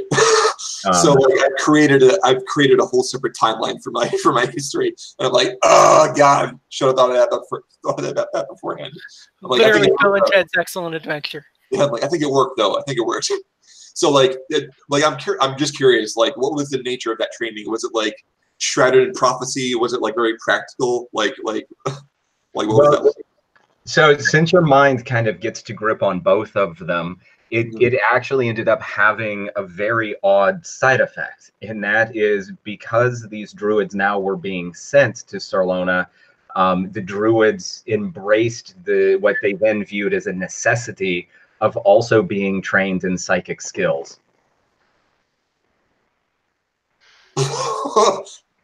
So I did turn the Wardens of the Wood into a psychic faction in Corvangura. Great, awesome. Yeah, I think to me that would be probably the most logical thing. Is it creates a faction within the Warden that specialize in psionics. Right. So what would Caleb now gets a level of mystic, like the Mind Wardens or whatever. Which I think probably added a really essential element in their battle against these extra dimensional beings. So I would say overall it probably strengthened and bolstered the numbers of the Wardens themselves very dramatically when their numbers had been very depleted. No, I think you're confusing the Gatekeepers and the Wardens. Well, it's sort of both groups because they're intermeshed quite a bit. The Wardens I know tend to stick more specific into the Eldian reaches, but I think it creates. The thing is that Elaine is not the leader of the Gatekeepers. The Correct. Gatekeepers were kind of like a dwindling sect. right? But I think what Noah's saying is like they're still kind of dependent and interconnected to each other. That there's probably would still be cross pollination, as it were. So I would view this new group as being more of the nexus between the two. Gotcha. Yeah. Because I think they are very distinct within Eberron, and although they can ally, I think this group creates more of a natural connection between the two. Right. Yeah. Because I probably told them what my sect was, like that. I was a gatekeeper. I wasn't a warden, even though I'm now the leader of the wardens. But and I think since we're kind of like just loose exploring this at the moment, we can do a lot of just kind of free form. And it seems consistent to Caleb's character that he probably accidentally let slip about the destruction of the Great Tree in the future. I don't think he would have held that back. Like he was completely upfront with Elaine. Like this is everything that's happened to us and everything that we've learned, including from your own work, from your own voice, and what happened to you. So to me, it would be with that sort of foresight knowledge that William saw the need to more carefully tend to the relationships between the gatekeepers and the wardens, right. As well as this new faction, because I think that both groups, although the warden more than the gatekeepers, tend to be very insular, like nationalists almost. I think I see that more with the gatekeepers than I do with the wardens, but yeah. Yeah, just that they're more concerned with, I think, with their slice of the world. But this notion of being opened to Sarlona and psionics and things like that, I think it broadened the horizon of where they viewed they needed to be. Right. Hmm. Do my interaction, in my weird kind of like double memory now, do I have a different opinion of Elaine's personality and character, or is he still kind of like the gentle, wise, father figure of the druids of the Elven Reaches, as he's always been? I don't think that it would fundamentally change his personality. Right. Okay. But perhaps now that there are set occurrences that the great tree is now aware that at these specific points in time these things are happening, it creates a greater sense of urgency within his personality. And so, sure I didn't turn him into Elaine the Conqueror. No. I'm not gonna die. No, I'm gonna rule this world. Unintended consequences. But I do think that perhaps it makes them less like kind of warm and fuzzy and more of, I think, of a stern fatherly figure. Not abusive, but stern. Right. We created another Caleb. He's spreading. Oh God. I was very formative in his early centuries. One might consider that cross-pollination.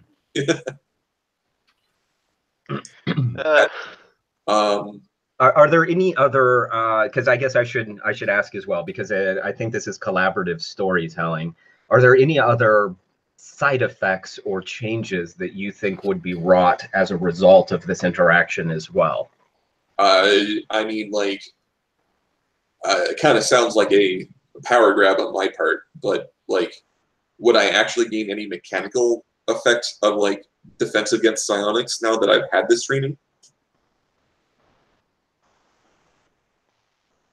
So I think the challenge in this would be that once a character embraces the psionic classes, it also tends to add vulnerability to psionics as well, like mind blasted, insinuation, those sorts of things. They're not as effective on non-psionic characters. I think that's a second editionism. Because I started in third, and that's not the case that I remember. Yeah, and it's hard for me because psionics get so blended between the editions. And I thought that it was still the case in third edition that psionics were just less effective on non-psionic characters. I do not remember that at all. So that might just be an artifact from second edition. Yeah, in third, psionics is basically magic from what I can tell. And like their powers are basically just a bunch of different abilities fueled by key points. Right, like insinuation in third edition was basically just psionic confusion, like the confusion spell, and that's all it did. And it didn't have any like lesser effect if you didn't have power points or something. If we're going to talk about like mechanical bonuses, like maybe either. So I was just thinking something like the resilient feat, or like resistance to psychic damage, or something like that. Like I don't know. Like I was just wondering if you would think that would have any mechanical effect to that training on Caleb. I think a change like this could certainly justify converting levels into psionic class. But I have both memories. This is true. Maybe some psychic memories push out the druid memories. Nope. Another way we could do this, since we're not going to the dragon place, which we would have, because if we go to dragon, another way we could do is just you gain another level. Since when we're not going to that dragon place, I imagine we would gain levels going there. I don't. Just to be clear, I wasn't asking for a free. I know. like I was thinking maybe just like a feat, like a resilient feat or something, right? To like training in intelligence saves or something like that, or maybe like a magic initiate, like a modular little thing that I could just tack onto the Caleb. I was just like, that's. I would think gaining a feat would be fair, and I would even say I just part of what I struggle with is there's not, at least I haven't seen yet, a decent conversion for psionics into 5th edition. Yeah. And that's where I just hesitate a little to muddy the water. I mean, there's the whole like mystic stuff. It's like, but I think it would probably be fair as well to grant a choice of a 1st level psionic ability and enough power points to be able to do it once per short or long rest. I'm sorry, I spaced out. That was rude of me because I was reading something on Discord. My bad. Let me just my Discord. You said you could probably get a 1st level psionic power from the mystic class to use once per short or long rest. Like a psionic discipline from the mystic PDF. I am not familiar with this mystic PDF you guys are mentioning. Is the Unearthed Arcana that they put out? Yeah, let me see if I can get the. Here we go. It's for like the mystic class for like, this is like they basically put like all like this rough psionics into one class of different. You have Discord open, Noah? Which one? Discord. I sent you a link to the PDF. Also, we now have a canon name for the Keeper during the time of 2 Keepers. Discord brought it up. Yeah, Kyra Dance. If you want to just put that in the Roll20, I'm cool with that. She was in office 35 years or something like that. You can also just take like the Magic Initiative feat and just take spells and cantrips that would I actually started homebrewing some stuff for psionics like I did with the rest of Eberron stuff. But when the Mystic class was like kind of pronounced dead on arrival, like because people didn't enjoy the playtest, I kind of just abandoned that branch of my homebrew stuff. But I do have a feat called Psionic Savant, which is kind of like a magic initiate for psionics and like the Mystic class stuff. It's in my like leftover stuff in like a Google document that I have.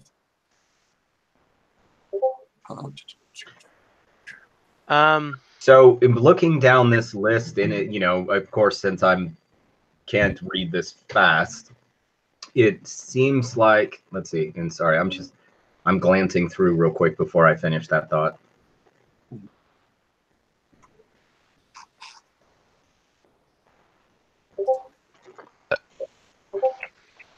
That Google Doc is my 5th edition leftovers that didn't make it into my official book, Adventurer's Almanac.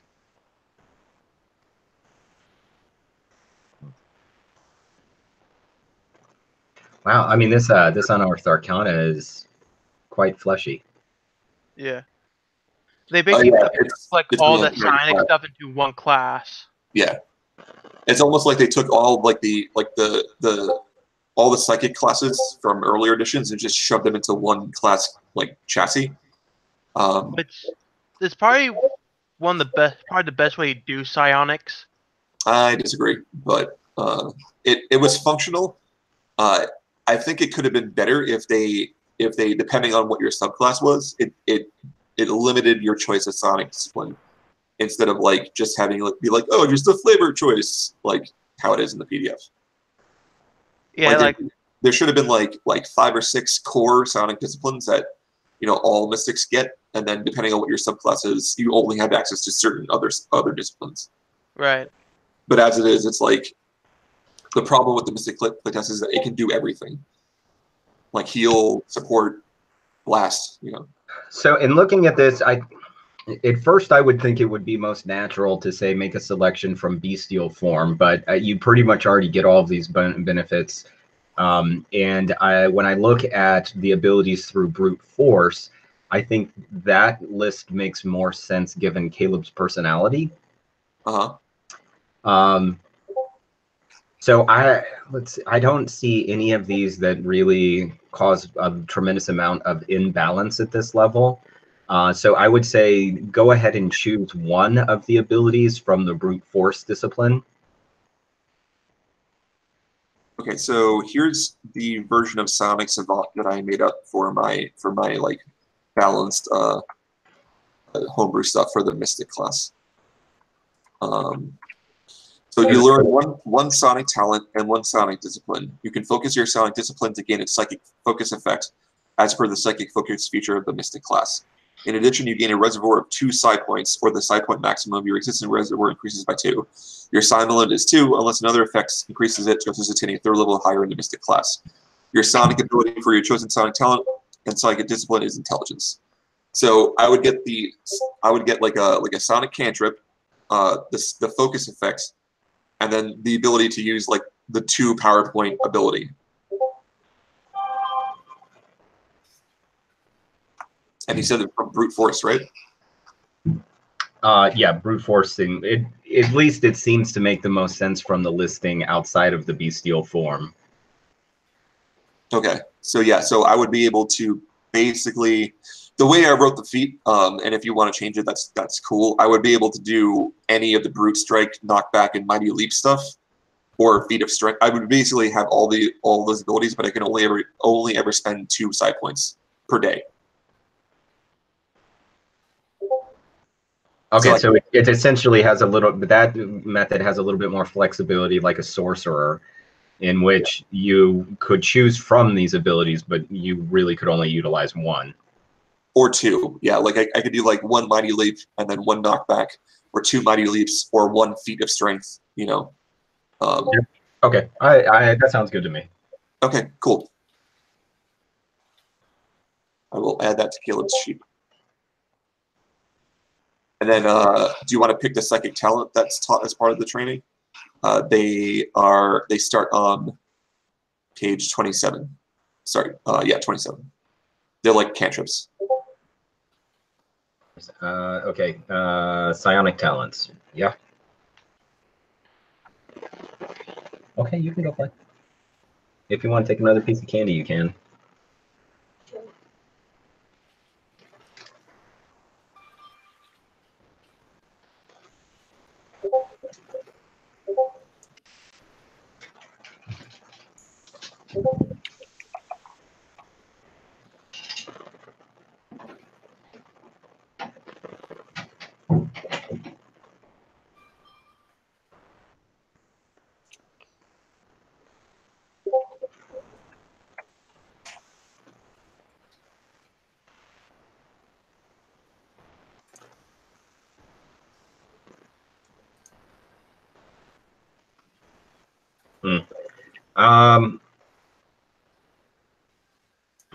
I mean, it looks like Psychic Hammer probably fits your character best.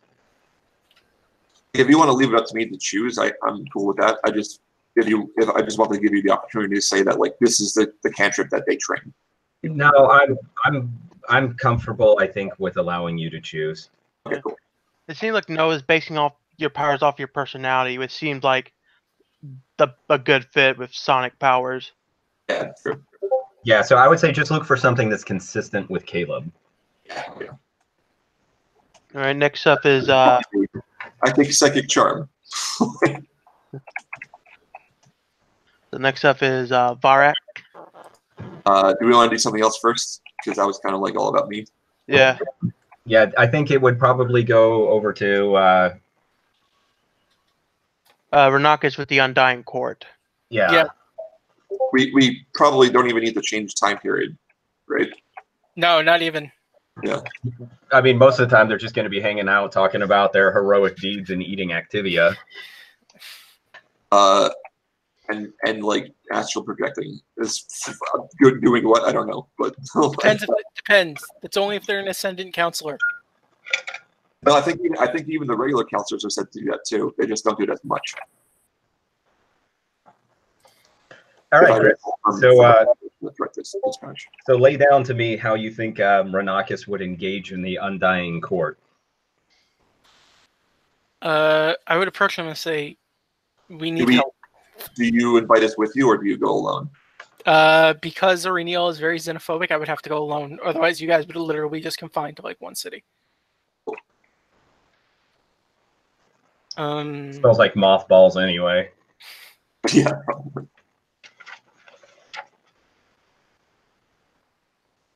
So this is probably not the case, but I'm sure these guys are like mummies. They kind of are. Yeah, that's basically exactly what they are. No, I mean like full-on Egyptians. No. They're more No. like liches. Yeah. I would approach him and say, I am a member of House Jarlin. I need to speak to my ancestors that are still here as part of the court.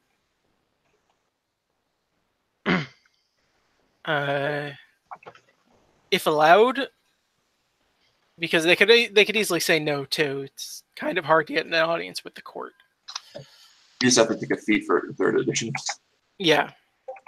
What's it called, right of council or something like that? Yeah, that was it. But you specifically had to be an Aurenial elf to take it. You couldn't take it if you weren't anything else. It was literally, it had that racial requirement. You had to be from, it had that region of origin requirement. You had to be from Aurenial. Huh. I would approach them and say, I have come here because there is a great danger that is coming. An entity known as Epoch is going to be taking control of the dragons, and they will be able to wipe out Aurenial, and it will be worse than any of the wars that we have had in the past with them. And when they're done here, they will spread into Corvair, and they will destroy everything. And I am in need of your help. And then So I would say that when you arrive at the court, you are, I think, sort of compulsed to go through the traditions and ceremonies. Well, I would do that anyway. Yeah, like befitting the honoring of your relatives. And you are granted an audience with some great ancestor of yours. And when you convey some of this information to your ancestor, you're sort of required to go through some more sort of traditional cleansing and clearing of the mind. But when your ancestor returns, it directs you into an audience with a greater portion of the council of the Undying Court. And to your surprise, the Undying Court is knowledgeable of Epoch, and some of the of course they are. and I think especially at different points in time in which they noticed changes, because they've sort of tracked things so closely. They're ancient in their astral forms. They have a bit of a different interaction with the flow of time. So although they can't overcome time, they can at least detect these fluctuations or changes in the way that things have flown. That's really cool. And so they inform you that they have been prepared for this, that they actually are aware of your presence on Sarlona, and that I think it would probably make the most sense if they maybe assigned the Cardal Blades to help support you. Who are they? Are they a group, or is that like a magic item? I'm legitimately trying to remember because it's been a while. Yeah, I don't remember Cardal being something. I know Terranodal. I don't remember Cardal. Wait, no, the Cardal Blades. They're the ones that live in the northern part of Aurenial. That's who they are. So They're the ones. They're similar to the Velinar, but where the Velinar try to emulate the aspects of their ancestors, the Cardal Blades literally listen to their ancestors more than the actual ones. Even like some of their numbers are even members of our Undying Soldiers. Oh, okay. So they were kind of like the military branch of the Church of the Undying Court. Yeah, they're rogues and fighters, and they're highly skilled. They to me they would be almost like the Crimson Guard. I don't know what that is. Star Wars. Like the dudes in red who are next to the Emperor, like they're badass fighters and stuff like that. Right. Yeah. And I think, if I recall, I think pretty much all of them also have the Mark of the Shadow. Really? Yes. They are specifically. So whenever the mark appears on a Renial, that person is taken and trained as a Cardall Blade. Doesn't matter the age, it's just they're taken. Oh, that's something I didn't even know. Yeah, it's considered a great honor, and it's the reason why is because when Housefall was wiped out, 7 of the 9 families left. Oh, so there were still 2 families, but the other 2 families didn't stay linked.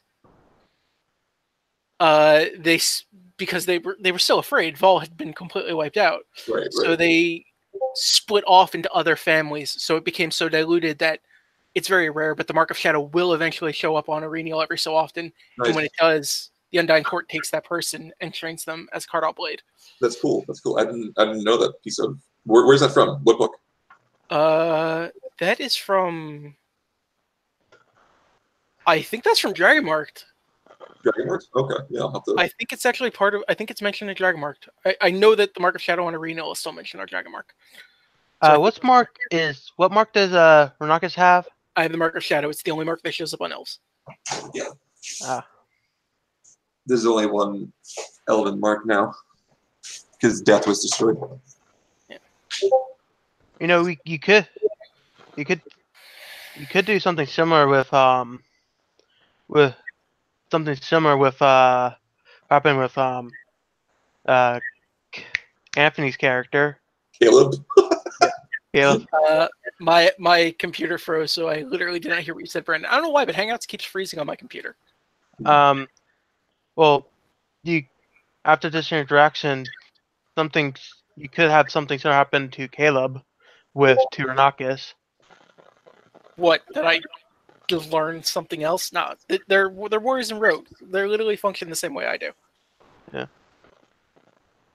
Actually, and it turns out that the elves had always had known about what was going to happen, so he's already in the timeline in which they knew. Yeah. So, with what information we've sort of built on this, Christopher, what else do you think the Undying Court would do, or would react to, though they have confirmed, of course, knowledge of...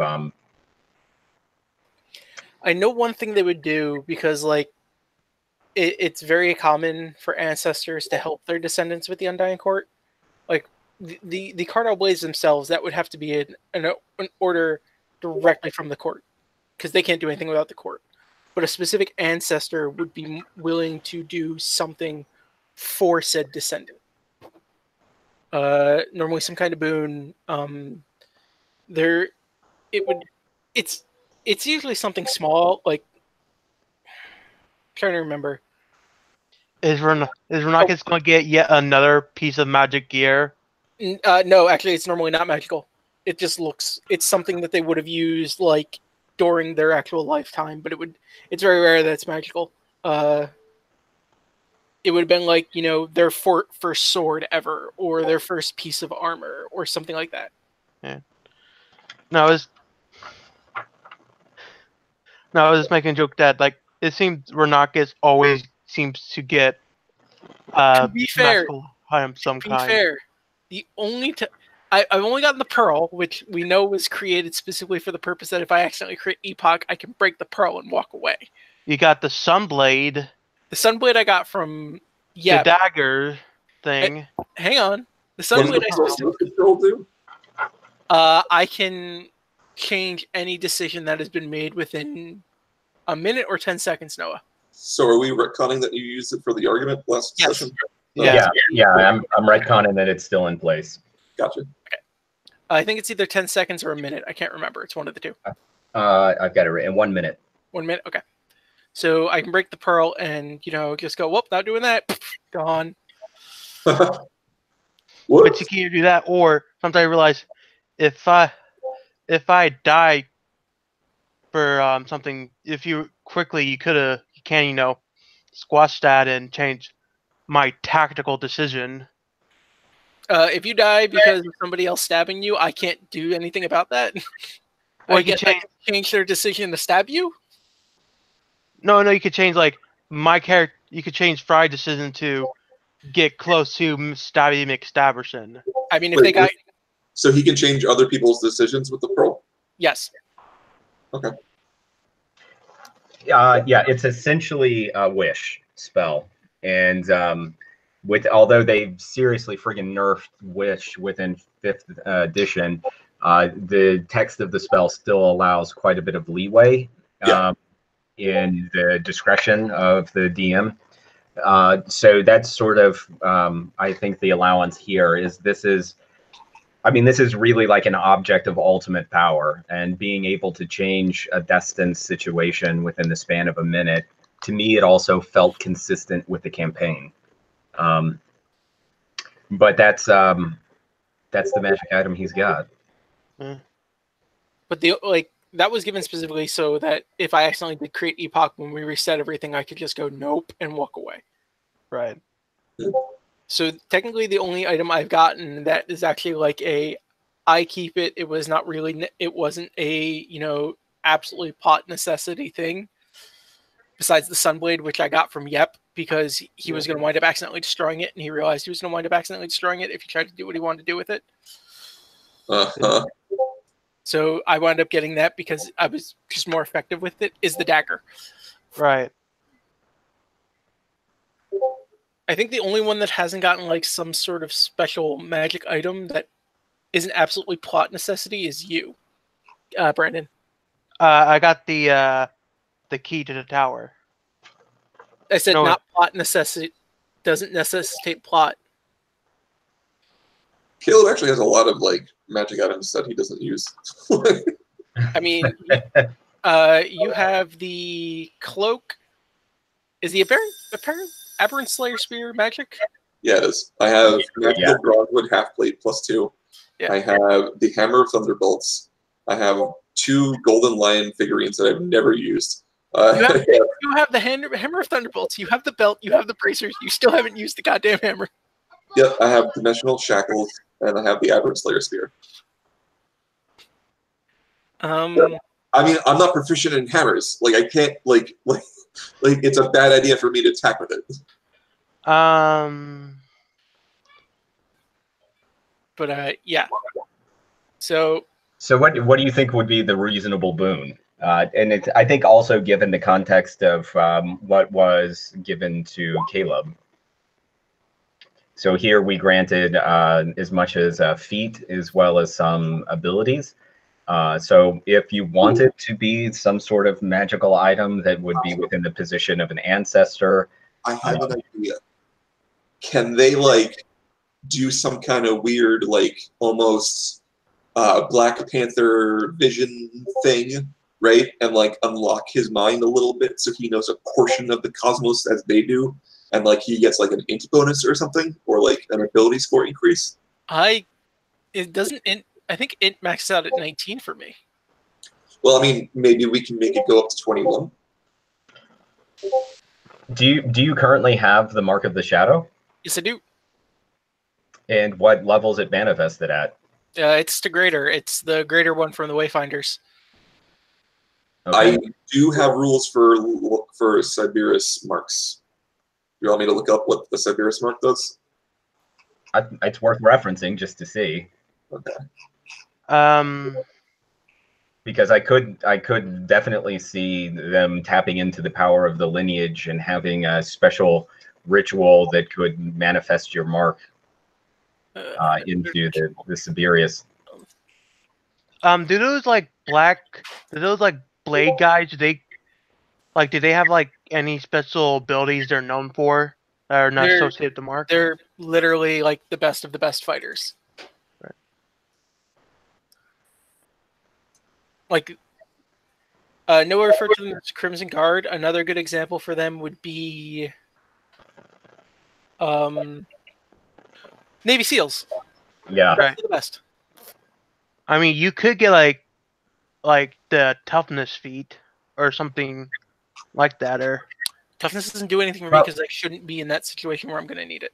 And in the context of the Undying Court and whatnot, I would also say I would think of them similar to like Ethan Hunt, the titler character in Mission Impossible, because they are still mainly like trained rogues and assassins and things. So I would view them as really being like the elite spies and elite force of the Undying Court.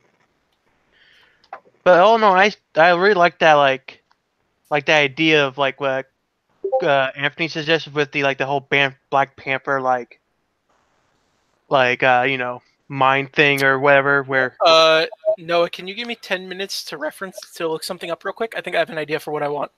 So Okay. the shadow mark of Severus, as I wrote it, which could change, grants scrying or programmed illusion.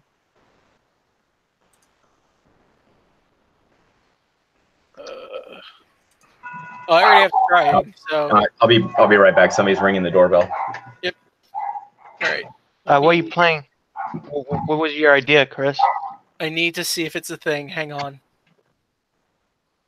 Where is my in-campaign settings folder? There it is. I vaguely remember something in old 3.5 Eberron, but I need to see if I can find it. I don't remember what book it was in. What are you trying to find? It was a magic item. No. What does it do? It was a weapon. It was a weapon specifically from Arenial, but I can't remember what it was. Anthony, can you do me a favor? What's that? There was a Dragon Shards article on legacy weapons. Okay. Can you look at that for me? Sure. Where is Sarlona? Where's the no. Do you want the link or do you just want to read it? Okay. I have it archived actually, so I don't know why I even asked. Okay. So I think while Chris is looking through that stuff, we now can look, Brandon, over to Thry. Yeah. Because as I look on your guys' list of things, really Varak still, of course, makes the most sense with Caleb. The one that makes more sense for me was like the dragons that we talked about earlier that we met on like the way to the. Yes, going back when we come back to Sarlona. Yeah. Well, or really the Keeper, because we have some obvious issues there by trying to bring in a shifter to convince the Keeper to join. It would technically be before the purge, so there would be no prejudice against shifters by that point. There it is. Okay, because she's from before then. Yeah. I mean, as for like actual timeline stuff, we could still do the dragon thing, but say we did that on our way there or on our way back or whatever. But just role play out of sequence. Yeah, or. Well, because the other thing that, of course, comes to my mind, which I hesitate to interject a sort of thought or an idea, but if you recall, Thry, of course, is rooted to the Academy in we are going to need artillery in Kyrie. Yeah, and I can also get some like Ironhorn. Because we would like have, the potential for is it the Council of? Is it? Oh gosh, I'm trying to remember. Is it the Council of 12? That's the Dragon Marks. You're thinking maybe the Arcane Congress, maybe? Yeah, Arcane Congress. Because you guys don't have really any magic, like, you've got druids, but you don't have arcane casters. Whoa. I single-handedly took down a monolith. We need more artillery. Yeah. But yeah, you're right. You do have, you have quite a few generals of the Chiron army that you've met, because you actually sat with the Council of Generals back with Queen Danelle. You're right that you also did meet with Lionel, one of the great generals of Karnath. I think Caleb will want to make absolutely sure that the people that we're going to talk to have no designs on political power. No, I mean, I know Lionel specifically. He left. Even when he was in the general, he's sort of like a neutral hero. But after, like, his story's like after his wife died, he left the army, sort of like retired. That he retired before she died. Okay. Yeah, he left behind the military. He was in our storyline. He was one of the greatest generals during the last war, and he had seen enough, and he's like that. This is not my country. This is not what we stood for. This is not our people. And he basically just was like, "Fuck it, I'm out." So what you're telling us is that he needed a good fight to fight. Yes, because then his wife was taken from him, and that sort of sparked it back in. But he had promised her that he would never pick up arms again. But the heroes then brought her corpse back to him, and he gave them some magic items and whatnot. But that's sort of where they left off. That he had his wife's body. He was crushed. He was alone in his cabin in the woods. But he was an extraordinarily powerful person. Noah, I know what I want. All right, Two things. One, you just told the story of Garrison from Battle Chasers, literally the same story. And two, do you remember a while ago I told you a concept of an inverted sunblade? Okay. Where instead of it doing radiant damage, it did psychic damage, and instead of it giving off a field of light, it gave off darkness. Okay. That.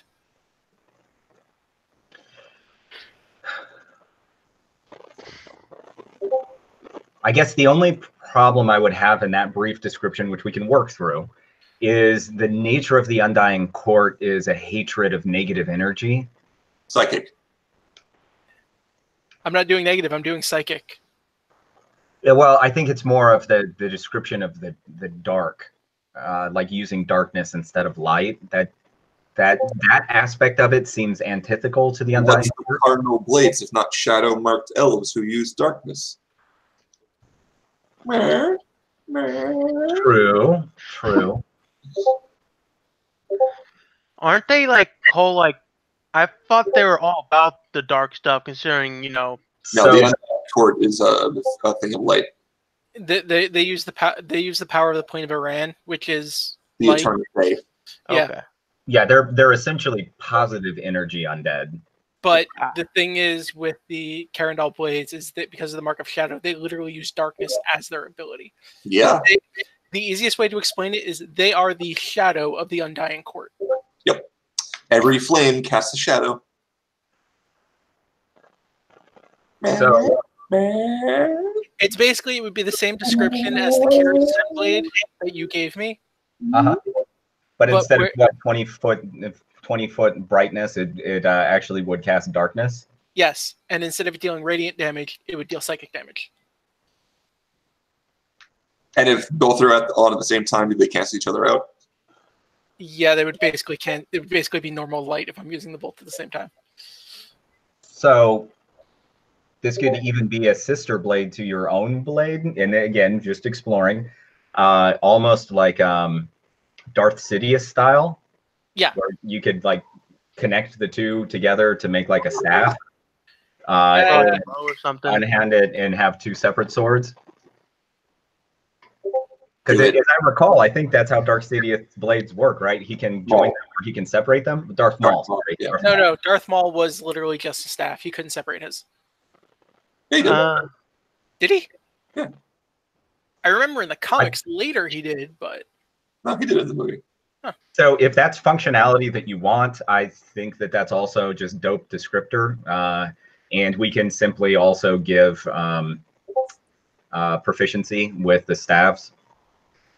if you don't I'm a wizard. I do have rules for double weapons that work with 2-weapon fighting rules in Adventurer's Almanac. Like, if you have all the 2-weapon fighting stuff, it just works with them. Plug. I mean, all of you have it already. I guess the bottom line with that question, so I'm cool with the sword. Now it's just the flavor of, like, do you want the sword to do that other stuff, or it's best just to have a sword? It would literally be just the sword. Okay, I'm fine with that. Okay. Nice. Now, I do still like, and again, blended thematically. For one, I do a tip of the hat for because not most people are familiar with Battle Chasers, and it was one of my favorite comics. That I have no idea why in the fuck it's one in that time era they were coming out with amazing comics that they just shut down, and they did make a Battle Chasers video game, though I haven't played it. Lack of funding. Yeah. They put the funding for that writer and everything and put him on because they didn't have enough to go around, and Battle Chasers wasn't making the money they wanted. So, but they only gave it like 3 or 4 issues, I think. They didn't go very far. Well, I have it archived in my comics, so I'll look it up. But does Thry worship the Silver Flame, or like nobody does? Actually, no. Fry particular, like, since I thought about it, and this is the first time I came up. I sort of imagine Fry is somewhat agnostic. Yeah, like he believes in them, he recognizes their power, but he doesn't worship them. Yeah. Worship them due to the fact that he was born in a God. I don't know the exact term, but God for God. He was born in the waste. Yeah. All right.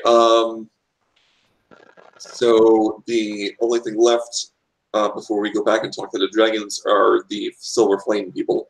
And now, before we leave that, because I don't think that magic item in and of itself kind of equates to necessarily all of the abilities that were also granted to Caleb.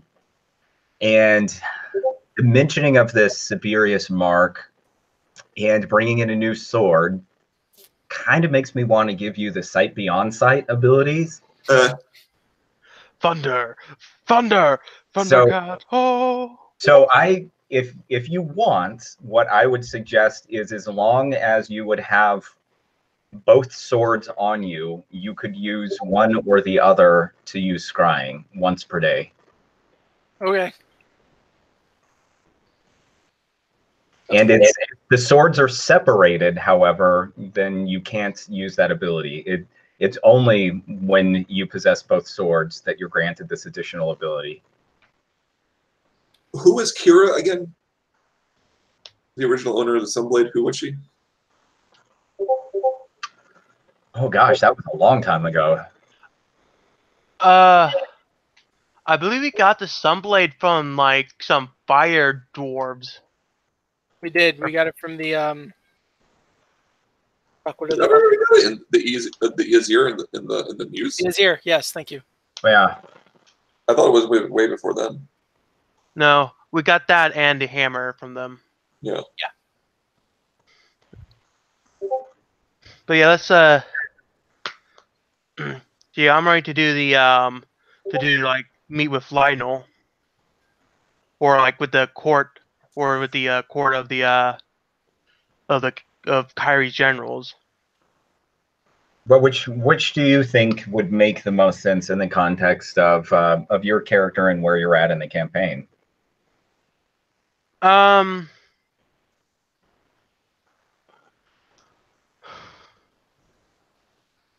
Probably the Kyrie one, since like I only had, like, besides that one interaction, I haven't really had much interaction with Lionel, really.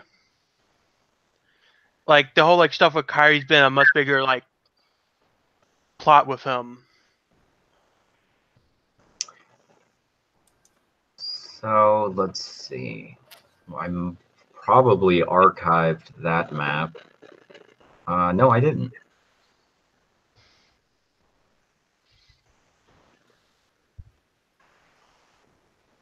So yeah, you had General Ironhorn. Yep. Let's see. Ironhorn. There was like another guy who was like. You also had Lazira the Hawk. General Alavos Brillic. Yep. And I don't think there was a fourth. I think it was those three.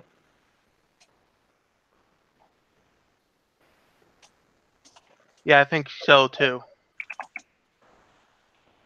Yeah, because there was the Warforged with the horn, the guy who acted drunk to hide his skill, and then the elf ranger person. So in this regard, I guess it would probably make sense to return to Kyrie after you met with the council. Yeah. Because you guys then left with Queen Danelle to go back to the capital. So I could see this as just moments after you left her estate, then you reappear at her estate. It's kind of like one of the tropes that they use in Back to the Future is that like, I'm leaving this door and then you come in through the other door, but you're like battle hardened and grizzled because it's been, you've seen a lot of shit since then. Yeah, and Marty, it's about your kids, Marty. And I just missed like other fries, so I was probably this close to adding yet another fry to the mix. Because that's what we need. Give you your choice within here, because since there are three different people, it gives you a sort of opportunity to choose where you would want to go. So here we have with General Alvos Brillic, who was a great warrior in and of himself. I'm just trying to think. He was the head of the Legion of Kyrie, which was near Metrol, and they were heading to Fort Zombie. So he would be up in the northeast or heading to the northeast, but heads the Legion of Kyrie. General Ironhorn led a group called the Iron Tide, which is a unit comprised entirely of Warforged. And they were like fiercely defensive-based warriors. That was really their specialty. And the Hawk led a group that was known as the Bronze Hawk, and it's more than or just around 100 trained soldiers that were really like blitzkrieg fighters or guerrilla warfare tactics, hit and run.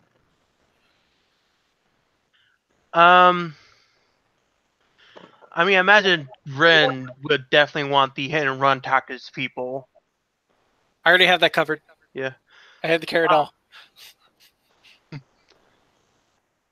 I kind of want to go with the Warforged since I like Warforges and. Are we worried about Epoch and her connection to Warforged at all? I don't think she has any special connection to a normal Warforged. Otherwise, we would have had an issue with Axiom. No, other name, the one I killed. Oh, we would have had an issue with the one we had an issue with? No, I mean more of an issue. The one that we had to kill to solve the issue? The issue of she could have, at any point have taken him over and killed us all in our sleep. Who says she didn't? We got to the room where I first encountered her, and then he starts murdering innocent people. Fair enough. This is in character. Like if you want to do it, go ahead. Like, no, I'm not doing it in character. Yeah. Although like out of character, we all know it was just Jep deciding that morality doesn't exist. Although it was, I know, but now I mentioned, we was still mentioned earlier that we don't really have really anything in the form of magical or like artillery stuff. Yeah. I mean, like, what did we see of their forces when she amassed her army? And I saw it through the shroud, like that huge like vision I had when I was connected to the crystal.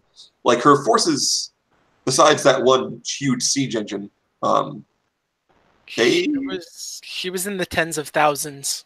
Tens of thousands, sure.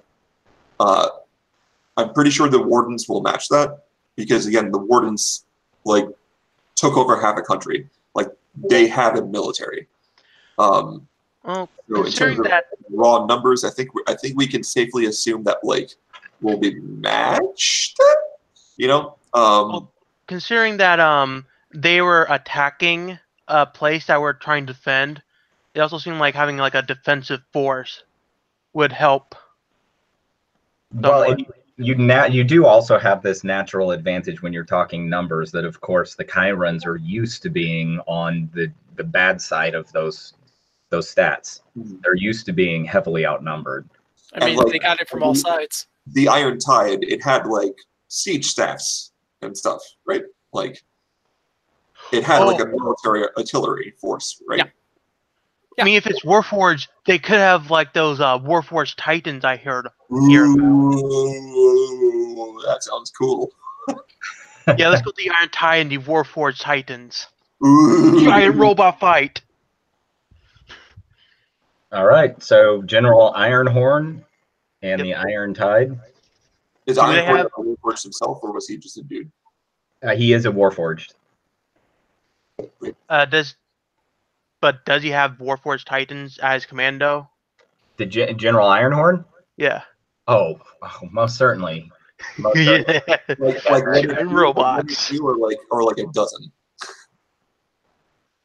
I would say that they have some of the Titans strategically positioned throughout Kyrie because the Titans cannot move rapidly. So I would say form into trains. Nice try. You have to have at least access to a dozen to a half a dozen of them in any moment in time. Cool. Are we worried about displacing them in time? Never mind. We're going to reset the timeline if we win. So yeah. But I mean, like, the problem is if we win, we should probably leave them like at least half their force. Yeah. So this way they have some way to defend themselves. We lose, this timeline continues, they can still defend themselves. Right. Well, I mean, if we lose, the timeline's fucked anyway, so who cares? But it's not fucked for them right now. Sure. Well, the reason he's called General Ironhorn also is because he actually is a Warforged that has a rhinoceros-like horn protruding from his head. In which he was known to bull rush people and scour them on the top of his horn. So what you're saying is he's a Warforged juggernaut? Yes, yeah, basically. So we'll say a half a dozen Titans. That's wow. Okay, they are fucked. How many members of the Caradol do I have?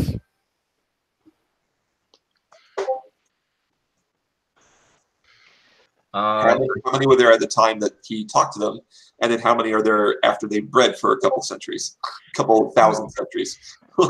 Man, this is like the build up to like the War of the Free Armies. Yeah. So I'd say they would probably sliver off of the blades about 4,000 soldiers. Oh, cool. Oh boy! And now, are these Cardinal blades kind of like the Terranil blades, where like the average soldier was like a 5th level ranger? I'm not sure if I don't recall seeing them statted out. So they were never statted out. Yeah, I mean, Valinor kind of weren't either, but it was always just kind of like, I think it may have even been canon discussed in it that the average Valinor soldier was a 4th or 5th level ranger or something like that. Right. Yeah, I would know they imagine were high enough based on the level. Description, they would be somewhere between like 4th and 8th level. With the majority of them, of course, being 4th level, but them having significant ranks up to like 8th level, and then perhaps a few leaders that are as high as like 12th level. Whereas, like, the average human soldier in the last war was a 1st level warrior. Like, not even. There's a reason why a party of 4 Velinar warriors could, decimate an entire regiment in like one night. Exactly, yeah. So I'm just making sure that we're getting the same caliber from the Caerdol as we are from the Terrandol. Yes. All right, well, this sounds pretty cool. Do we want to talk to Tira and Kyra? Because honestly, like when Renakis brings them up from his research, Caleb just kind of makes a face. Like he doesn't say no, but he just makes a face. We have a lot of units. It's good we have people that have, besides just the 3 of us, working to command them. All right. Like there's a lot of units we're trying to work with here. Yeah. All right, just make sure they don't purge anybody. Who are you guys talking about? The Silver Flame people. Yeah, Tira Moran. I mean, we know Tira Moran has experience leading forces. Yeah, I mean, she like led an army against the forces of Belshazzar. Yeah, so. Although it's very delicate where we pick her up. Yeah. Because like, shit. Like, I think Belshazzar was freed for about like 9 months, right? It was a little less than a year. Yeah. And it was during that time that Tira Moran was like adventuring and gaining power and like getting her, Holy Blade, Kilmujir, or whatever from the Gosh Kala, I think is like his like homebrew idea of her adventures and stuff. So like we have to go pick her up in the middle of her holy quest to save the world, and then convince her that okay, you can get back to that later, but we got something else for you to do first. Are you okay for a holy side quest? Right? Yeah. Like we understand you're in a quest, and you can get back to it, but here's a side quest. Yeah.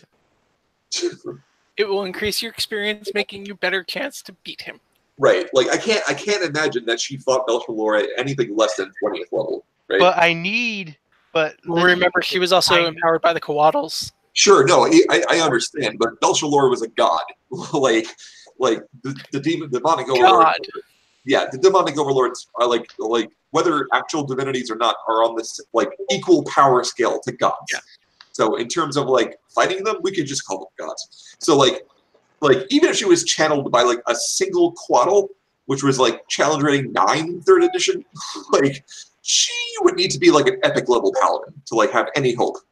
I'm gonna assume that the Coatls that sacrificed themselves weren't like just standard Coatls. I always just generally assumed hashtag in my Eberron that there was like a higher order of Coatl. Yeah. And like the 9th level CR ones were the ones that like stayed behind. Yeah, like she would have to like maybe she was channeling the entire power of the Silver Flame, so she was like became like an avatar of the flame at the time, and that's how it happened. But yeah, I'm assuming, at least me personally, I'm assuming nothing less than 20th level paladin for Tira when she fights Belshazzar. So we maybe pick her up when she's like 15th and offer her a couple of levels.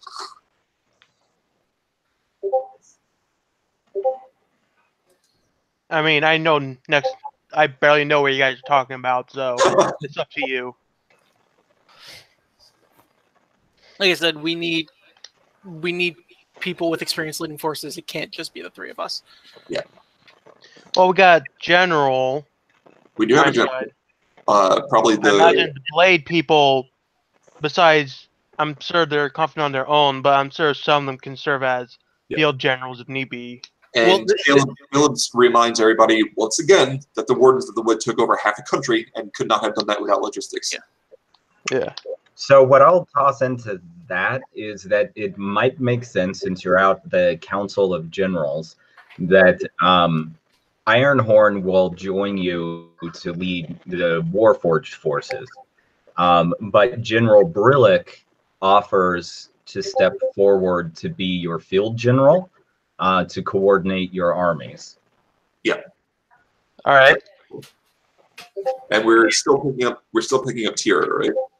Yeah. And Brillick is an older human male who's highly charismatic, and he wields a magical weapon called Heel Crusher, which is a pretty badass looking weapon. Is he proficient with a hammer? Hey. He is proficient with Hill Crusher. That's like a giant flail, and it really seems like oh gosh, it would be like in the Lord of the Rings movies, the giant flail that Sauron has. Oh.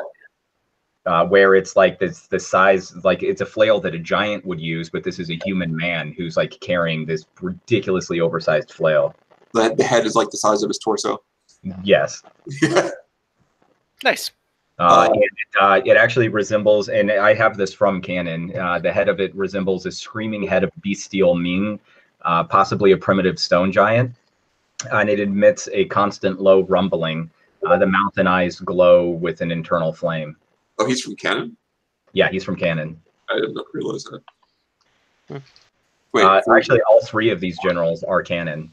They're from Forge of War, aren't they? Yes, they are. Yeah. All right. Told you. Semi canon. Fair enough. Forge of War? Forge of War is an Eberron book that a large portion of the community despises because it gets a lot of shit wrong about like the disposition of forces. Like Thrain is a theocracy, and they're the religion that runs Thrain. Right. We can discuss that after. Sure. But at least now you can say he did one good thing for you, and to give you like a battalion of Titans to work with. Absolutely. Yeah, I think the one thing the book does do good is it at least gives you example forces from different continents.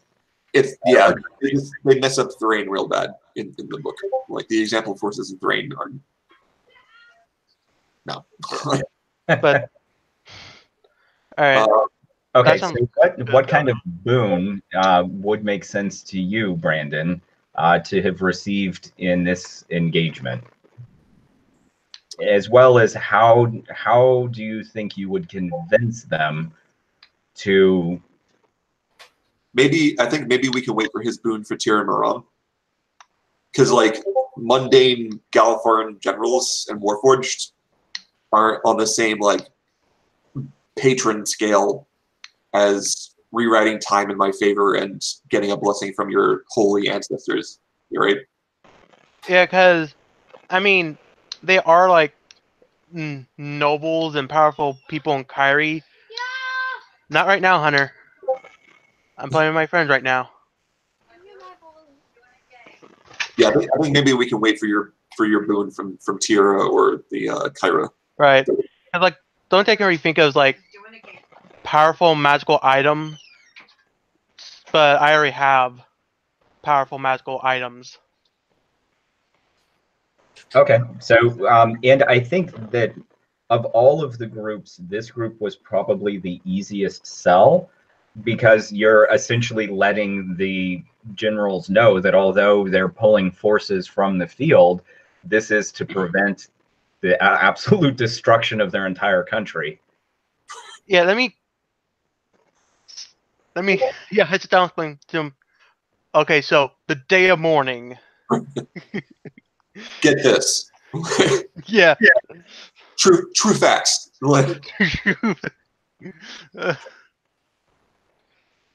Are we picking them up after the day of mourning or before? Like, most likely before. Yeah. Otherwise, it's just a bunch of unconscious bodies. Right. Yeah. Whoops. Logic. Well, we needed caltrops. I guess this works. Just drop the bodies and then Lorander airships. No, I convinced Ironhorn and the Lord Jack of Blades or Lord Blades. Lord of Blades. But pick up the Lord of Blades. Yeah, I would go to them and basically explain the greater threat of both Epoch and the disaster of the day of mourning. How do we prove that to them? Like, do we bring them to the tower and then we bring them forward in time and then we show them and then we bring them back in time to their time? I mean, right now, like... That's highly doable. Yeah, right. Like, yeah, that is highly adorable, but because how do you convince somebody like, hey, like in a couple of decades, your whole country goes up in smoke? It's like, what? Like literally smoke. Like, Yeah, we weren't speaking figuratively. yeah. yeah, I could take them to the tower and show them, you know, the effects of the mourning and how, you know, Take all like that went down. a quick expedition inside of the mist to be like, behold, sire. Like, it's like, no, it's impossible. You know it in your heart to be true. No.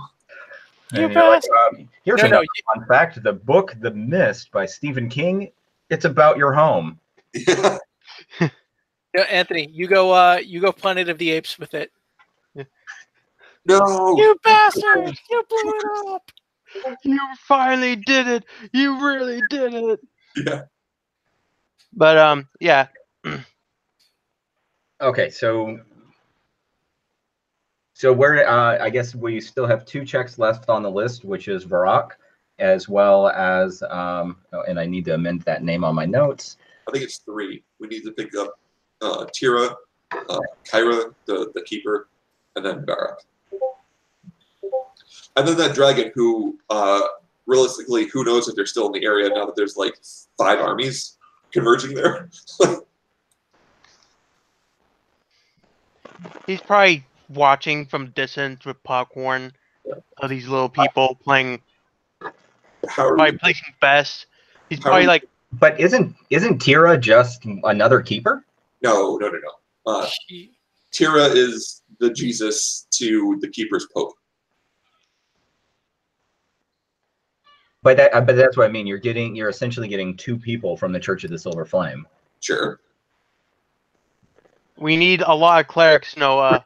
Yeah. We need the heals. So if we get Tira, right? Like if all we could do is like if she says no, I can't help you. We're like, okay, but you're going to be in a position to speak to a lot of people throughout time pretty soon. So in your new religion that's going to be popping up around you, like maybe put something in there around helping us at this point so that the world doesn't end, right?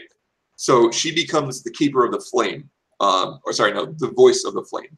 So basically, like, you know how gods don't exist in Eberron, or are not proven to exist in Eberron, and you know how the contact other plane spell says that you can speak to your deity.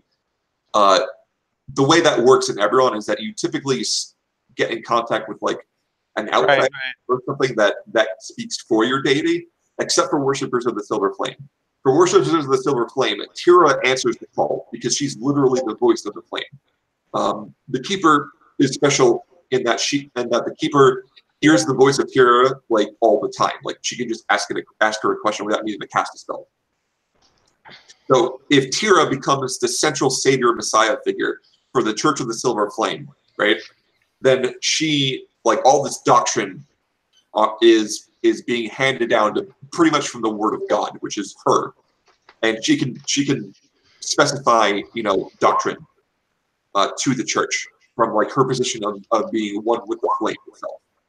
So all like the Church of the Silver Flames, like you know, like laws and you know,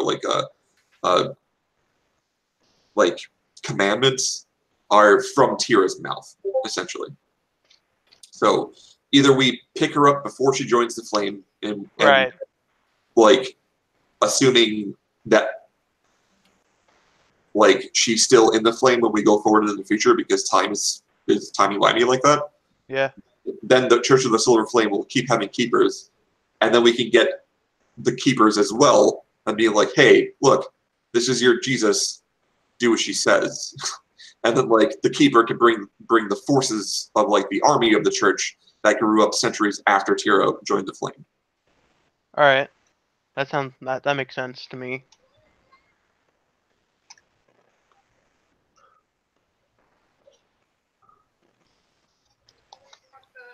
So let's do that. So like it would be like grabbing Jesus and then going forward to the Crusades and then like being able to prove that, you know, like, because the keeper is the keeper, right, and has a direct line to the word of God. So imagine that we take Jesus, introduce it to the Pope, and let's just say, for sake of argument, that Christianity is real and it is correct in that there's a God and Jesus and all that stuff, right? So the Pope would have a direct line to, like, God, right, and would be able to know through prayer that the person he's looking at is actually Jesus. Ostensibly, right? Right. They'd be able to tell metaphysically. Then Jesus tells the Pope, hey, instead of sending your forces to the Crusades, go send them to the New World where a demon is being loosed because it's breaking free from hell or something. Like, the entire army of the Crusades that were at the church's command would just go across the ocean, like centuries, earlier than Columbus or whatever, and just do what they said, right? All right. That's kind of like the situation I'm trying to engineer here with bringing Tira to the keeper.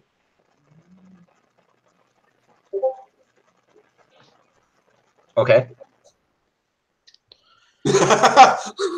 So I like how after that whole explanation, the DM just goes, "Okay." So I think in marrying this with some of my knowledge, and again, I think I default that both of you guys know far more about the nitty-gritty of Eberron than I do. Okay. But if I kind of squared this information going back to some of the genesis of the church, as well as some of the history that unfolds with the church over time and the last war, that the element or a slight element of zealotry and distortion of dogma could enter into this, in which now we have both the gatekeepers and the wardens that have added in this element of psychic army. Thrain also now being knowledgeable about this new psychic threat, but believing that they're the core saviors. Well, I mean, you can tell them we're getting allies from across the world, like. But I think I still would infuse some of that paladin dickishness into their viewpoint on it, and would, I think, also kind of make some logical. Okay, all right. You're treading into major Anthony pet peeve territory. The Church of the Silver Flame is not any more corrupt or jerkish than any other religion on Eberron. The whole reason why the Church of the Silver Flame gets a bad rap for corruption and zealotry and stuff like that is because the writers were trying to make a point that even the most compassionate and merciful organization on Corvair can have corruption in the ranks.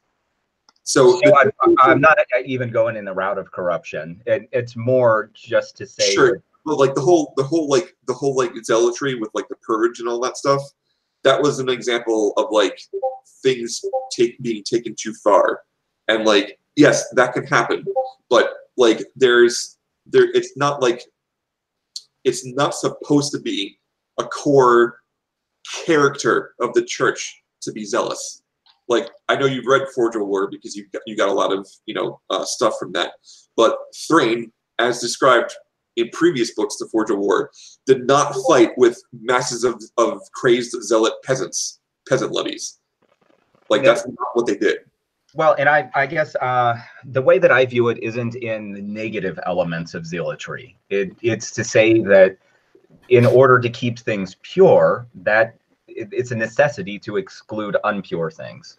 And the impure would view that as being very strict. That introduces a very hardline, like, uncompassionate element to the Church of the Silver Flame that me as like an Eberron aficionado like vehemently disagrees with. The Church of the Silver Flame does not believe that mortal failings are impure.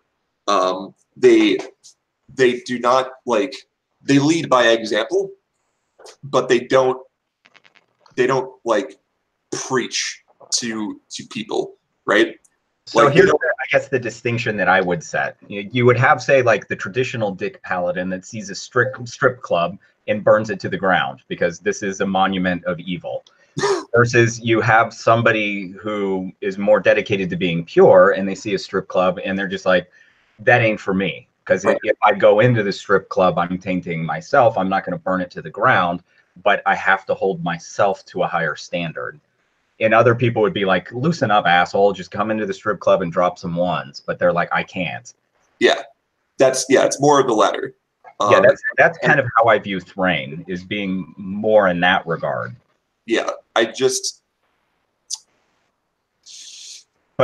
sort of what I'm suggesting is that, right, is like the way I see it, right, is there's a difference between them going, that's not for me, I'll just wait outside, and a difference between going, well, you enjoy strip clubs, so I'm not going to invite you to my Sunday party, right? Mm-hmm. So like they're not against, like the Church of the Silver Flame doesn't say that you can't work with the impure or something like that. Like they're like, we want you to work with the impure to show them the example of purity and give them an ideal to live up to in your example. Like that's how they operate. So more of what I'm thinking though would be thus, that the armies as assembling, there would be tension between the soldiers from Thrain and those from the Eldeen reaches.